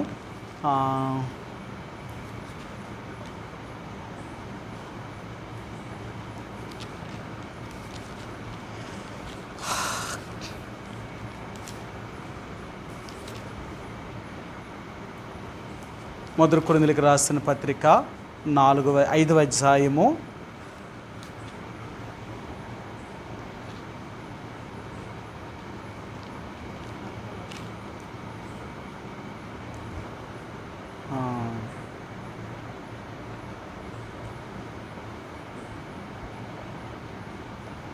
10-11 వచనాలు చూడండి. 10-11 వచనాలు. అయితే ఈ లోకపు జారులతోనేను, లోబులతోనేను, దోచుకొని వారితోనేను, విగ్రహారాధికులతోనేను ఏమాత్రమును సాంగత్యం చేయవద్దని కాదు. అలాగైతే మీరు లోకములో నుండి వెళ్ళిపోవలసి వచ్చింది కదా. ఇప్పుడైతే సహోదరుడు అనబడిన వాడు ఎవడైనను జారుడు కానీ, లోబు కానీ, విగ్రహారాధికుడు కానీ, తిట్టుబోతు కానీ, త్రాగుబోతు కానీ, దోచుకున్నవాడు కానీ అయ్యున్న ఎడల అట్టి వానితో సాంగత్యము చేయకూడదు, భుజింపును కూడదని మీకు వ్రాయిచున్నాను. ఇంకొక దగ్గర చెప్తాడనమాట. ఎక్కడండి? 6-9 చదవండి సిస్టర్ గారు. కొరింథీయులకు రాసిన మొదటి పత్రిక 6వ అధ్యాయం 9వ వచనమండి. అన్యాయస్తులు దేవుని రాజ్యమునకు వారసులు కానేరని మీకు తెలియదా? మోసపోకుడి. జారులైనను, విగ్రహారాధికులైనను, వ్యభిచారులైనను, ఆడంగితనము గలవారైనను, పురుష సంయోగులైనను, దొంగలైనను, లోబులైనను, త్రాగుబోతులైనను, దోచకులైనను, దోచుకుని వారైనను దేవుని రాజ్యమునకు వారసులు కానేరరు. సరే, దేవుడి దగ్గర దొంగతనం చేసేవాళ్ళు ఎవ్వరు కూడా దేవుడు రాజ్యం చేరట. నాకు ఒకరు ఫోన్ చేశారు. వాళ్ళు ఫోన్ చేసి ఇలాగ అడిగారు నన్ను, అన్న ఒక విషయం మీరు చెప్పాలి, మాకు యథార్థంగా చెప్పండి అన్నారు. తప్పక చెప్తానమ్మా. అన్న, దశమ భాగం అనేది ఇప్పుడు సేవకుడి చేతికి ఇవ్వచ్చా అని అడిగారు. అది దేవుడు పెట్టిలో వేయాలా, అది చేతికి ఇవ్వచ్చా అని అడిగారు. అండ్ మీటింగ్స్ జరుగుతున్నాయంట. ఇప్పుడు మీటింగ్స్కి మేము దశమ భాగం వేయకుండా సేవకుడి చేతిలో పెట్టేస్తాం. మేము ఆ మీటింగ్కి ఇచ్చామనుకుంటారు కదా వాళ్ళు. కానీ ఇంకా మేము దశమ భాగం కాదు, మా దగ్గర ఇంక లేదు కదా ఏమన్నారు. అప్పుడు నేను చెప్పాను, తప్పది. దశమ భాగము అనేది దేవుడు మీకు ఇచ్చిన దాంట్లో నుంచి మీ భాగాన్ని మీకు ఇవ్వాలి. ఇప్పుడు మరి మీ దేవుని సేవకుడు మీటింగ్ పెట్టాడు, దానికి ఏమైనా ఇవ్వాలి, మరి ఎలాగ ఇవ్వాలంటే అది నీ స్వేచ్ఛార్పణ. నీకు ఇవ్వాలని దేవుడు నీకు ప్రేరేపిస్తే నువ్వు ఇవే తీసుకెళ్ళి, అది కానీ దశమ భాగాన్ని తీసుకెళ్ళి ఆ మీటింగ్స్ కానీ నువ్వెలాగెత్తావు? చాలామంది విశ్వాసులు తెలివైన వాళ్ళు, ఎంత తెలివైన వాళ్ళు తెలుసా? దేవుడికి ఇవ్వాల్సిన దశమ భాగాలు ఎవరు కానీ ఒకేసారి పోగొట్టే డబ్బులను తీసుకొని దేవుని సేవకి ఎత్తారట. మరి అప్పుడు ఏమంటారు? ఇది దేవుడికి ఇచ్చినట్టే, కానీ ఇది ఎలాగిచ్చారు? అలాగా దేవుడు అంటాడు, దాన్ని అంగీకరించడట. ఒకవేళ నువ్వు ఇస్తే సేవకుడు తీసుకుంటాడు, కానీ దేవుడు నిన్ను దీవించడు. ఏల ఐడియా ఏంటంటే ఒకేసారి మొత్తం అంతా దాసి పట్టుకెళ్ళి సేవకుడికి ఇచ్చామనుకో, అబ్బా పలానోళ్ళు ఎంత ఇచ్చారని మరి కనపడుతుంది కదా. మేము ఇక్కడ ఇచ్చి ఎంత ఇచ్చామని కనపడడానికి అలా చేస్తారట. కానీ దేవుడు అంటాడు, నువ్వు చేసింది ఎంత తప్పో తెలుసా? అదనమాట నేను చెప్పాను, తప్పు అలా చేయకూడదు. మీరు దేవుడు భాగం అనేది దేవుడికే వెయ్యాలి. అది 10వ భాగం దేవుడిది. అది వేయకుండా మీరు ఏది చేసినా, ఆ డబ్బుతో మీరు ఏం చేసినా మీరు దొంగతనం చేసినట్టే దేవుడి దగ్గర. చాలామంది దశమ భాగాలు ఏం చేస్తున్నారు తెలుసా? అక్కడికి ఇక్కడికి వాళ్ళకి వీళ్ళకి బేదోలకి దరిద్రులకి ఏలకాలకి పంచి పెడుతున్నారు. అలా పంచిపెట్టే అవకాశం ఉండకూడదు. అది దేవుని భాగము, దేవుడు మందిరానికి మాత్రమే ఇవ్వాలి. అది దేవుడిది, అది నా సొత్తు అన్నాడు. మీరు సంపాదించిన 10వ భాగం అంతా నాది, నా మందిరానికి మీరు ఖచ్చితంగా తీసుకొచ్చి రావాలి. అలాగే చేయకపోతే నేను మిమ్మల్ని దీవించను అన్నాడంతే. నేను మీకు ఇచ్చిన దాంట్లో నుంచి మీరు నా భాగం నాకు ఇవ్వరా? అందుకన్నాడు మీరు దొంగలు. అందుకని మలాకీ గ్రంథాలు అంటున్నాడు, మీరు దేని విషయంలో మేము దొంగిల్లామని మీరు అంటారా? నా మందిరానికి రావాల్సిన 10వ భాగాన్ని మీరు ఇవ్వడంలో మీరు దొంగిలలేదా? మీరు నాకు రావాల్సిన దాన్ని మీరు దొంగతనం చేస్తే మీరు నా రాజ్యానికి ఎలాగొస్తారు? మీరు నా రాజ్యములోనికి ఇలాంటి దొంగలు చేరరు. మనం అనుకుంటాం లోకంలో ఉన్న దొంగలు అనుకుంటాం. లోకంలో ఉన్న దొంగలు కాదు దేవుడు చెప్పేది, ఆత్మీయమైన దొంగల గురించి చెప్తున్నాడు ఆయన. దేవుడిని నమ్ముకుని కూడా దొంగతనం చేసేవాళ్ళ గురించి చెప్తున్నాడు ఆయన. శారీరకంగా దొంగలైన వాళ్ళు దేవుడిని నమ్ముకుని పరలోకం చేరతారు, వాళ్ళు మారతారు కాబట్టి. కానీ దేవుడిని నమ్ముకున్న తర్వాత నువ్వు దొంగతనం చేస్తున్నావు అంటే నువ్వేం మారినట్టు. కాబట్టి దేవుని బిడ్డలుగా మర్చిపోకు. మనం దైవిక క్రమానికి ఎప్పుడూ కూడా వ్యతిరేకంగా వెళ్ళాం. అది నిజమైన సంఘం. ఇలాంటి బోధ వింటే ఎవరు వస్తారండి గుడికి? ఎంతమంది ఉంటారు చెప్పండి? వాళ్ళు ఏళ్ళ మీద లెక్కట్టొచ్చు. అందుకని సంఘం అనేది కూడా ఎప్పుడు కూడా తక్కువే. అది 100 మంది 1000 మంది ఉండే సంఘం కాదు. ఎక్కడైతే నిజమైన బోధ ఉంటుందో అక్కడ మనుషులు ఉండరండి, ఉండలేరు కూడా. ఎందుకంటే ఆత్మ నియమముతో కట్టిన మందిరములో శరీర సంబంధించిన మనుషులు ఎలాగ ఉండగలరు? శరీర సంబంధించిన నియమముతో కట్టిన మందిరాలు అయితే శరీర సంబంధించిన మనుషులు అంత కొన్ని లక్షల మంది ఉంటారు వాళ్ళకి. కానీ అందులో ఒక్కడు కూడా జీవం కలిగిన వాళ్ళు ఉండరు. పేరుకి మాత్రమే యేసుప్రభువారి గుడికి వెళ్తారు తప్ప జీవితం మారినవాడు ఒక్కడు కూడా కనపడ్డు. వాడు చెప్పేవాడు కూడా వాడి జీవితమే మారదు. కానీ నిజమైన జీవం కలిగిన సంఘంలో ఉన్న 10 మంది ఉన్నా వాళ్ళు జీవము కలిగిన వారు అలాగే ఉంటారంతే వారు. మొన్న ఒక ఆయన అన్నాడు, ఏమన్నాడు తెలుసా? నాకు చాలా బాధ అనిపించింది. ఏమండి మీ గుడికి వచ్చే వాళ్ళందరూ పరలోకం వెళ్ళిపోతారని అడిగాడు. నేను చెప్పమంటారా మీ గుడికి వచ్చే వాళ్ళు ఎలాగున్నారో అన్నాడు. మేము చూస్తా లేదా అన్నాడు. నేను అలాగని ఎప్పుడు అనలేదు కదా. మరి మీ బోధే కరెక్ట్ అంటున్నారు కదా. నిజమే, మేము కరెక్ట్ అయిన బోధనే బోధిస్తున్నాం. వినేవాళ్ళు అలాగ లేకపోతే వాళ్ళు నరకానికి పోతారు. నేనేం చేస్తాను దానికి? కానీ అలా ఉండాలనే మేము బోధిస్తున్నాం. అలా లేకపోతే వాళ్ళే మోసం చేసుకుంటున్నారు, వాళ్ళే పోతారు నరకానికి. నువ్వేం చెప్పక్కరొద్దు, వాళ్ళే నరకానికి పోతారు అంతే. నిజమే కదా. ఇంత నిజమైన బోధ బోధిస్తూ ఇంత నిజమైన వాక్యాన్ని వింటూ ఉన్నప్పుడు కూడా మనం మారలేదు అంటే ఇంకేం పరలోకం చేరుతో చెప్పు. అందుకని ఇప్పటికైనా దేవుడు చెప్తున్నాడు, నిజమైన మార్పుతో జీవించడానికి ప్రయత్నించేద్దాం. అలా జీవిస్తేనే మనం పరలోకం వెళ్తాం. మనం మనుషుల కోసం భక్తిని చేస్తలేదు, ఎవరికో చూపించాలని భక్తిని చేస్తలేదు, మనల్ని మనం కాపాడుకోవడానికి చేస్తున్నాం భక్తి. నరకము నుండి మనల్ని కాపాడబడ్డానికి చేస్తున్నాం. మరి దానిలో విషయంలోనైనా మనం జాగ్రత్తగా ఉండాలి కదా. మన భక్తిలో మనల్ని మోసం చేసుకుంటామా? మన భక్తిలో మనల్ని మోసం చేసుకుంటే మనమే నాశనం అయిపోతాం. కాబట్టి మనల్ని మనం ఎప్పుడూ మోసం చేసుకోవద్దు. ఏది వింటున్నామో, ఏది దేవుడు మాట్లాడుతున్నాడో దాని ప్రకారంగా జీవిస్తామండి. ఆ రీతిగా ప్రభు మనకు సహాయం చేయనుగాక. ప్రార్థించుకుందాం. మా ప్రేమ కలిగిన పరలోకమందున మా తండ్రి, యేసు ప్రభువారి యొక్క పరిశుద్ధమైన ఘనమైన శ్రేష్టమైన నామములో ఈ రాత్రికాల సమయంలో వాక్యపట్నంగా మమ్మల్ని మీ సన్నిధికి తీసుకొచ్చినందుకు వందనాలు. మీరు మాతో మాట్లాడిన మీ లేఖన భాగంలో బట్టి వందనాలు. ఆనాడు దైవజనుడైన మోషే చేత, దేవా నేను మీ మధ్య సంచరించడానికి మీరు నాకు ఒక మందిరాన్ని కట్టాలనుకున్నప్పుడు అది ఎలాగ కట్టాలో మీరు చూపించారు, అది ఎలాగ ఉండాలో చూపించారు. అలాగే నోవాకు కూడా ఓడను కట్టాలన్నప్పుడు ఎలాగ ఉండాలో చూపించారు. దావీదుకి మందిరం కట్టాలని సొలొమోనుకు చెప్పినప్పుడు మీరు ఏదైతే వ్రాత మూలకంగా మచ్చులు ఇచ్చారో అవన్నిటి ప్రకారంగా సొలొమోను కూడా మందిరాన్ని నిర్మించాడు. అది క్రమము. ఆది అపోస్తులు కూడా తండ్రి మీరు ఏదైతే వారు కట్టమన్నారో అదే నమూనాలో వారు సంఘాన్ని కట్టారు. అలాగా తండ్రి మీ దైవజనుడైన మీ దాసుడైన భక్సింగ్ గారిని కూడా మీరు ఏర్పరచుకొని ఆయన ద్వారా ఆది అపోస్తులు చేసిన మరలా ఆ సంఘాన్ని తిరిగి స్థాపించగలిగారు. ఎన్ని ఆటంకాలు ఎన్ని సమస్యలు వచ్చినా అన్ని పోరాటంలో మీ దాసుడు నిలబడి ఈ నిజమైన దైవికని క్రమాన్ని తీసుకొచ్చారు. ఈ క్రమానికి ఇంకేది లేదు ప్రభువా. అలాంటి నిజమైన వాక్యానుసరమైన సంఘంలో మమ్మల్ని చేర్చినందుకు మీకు వందనాలు ప్రభువా.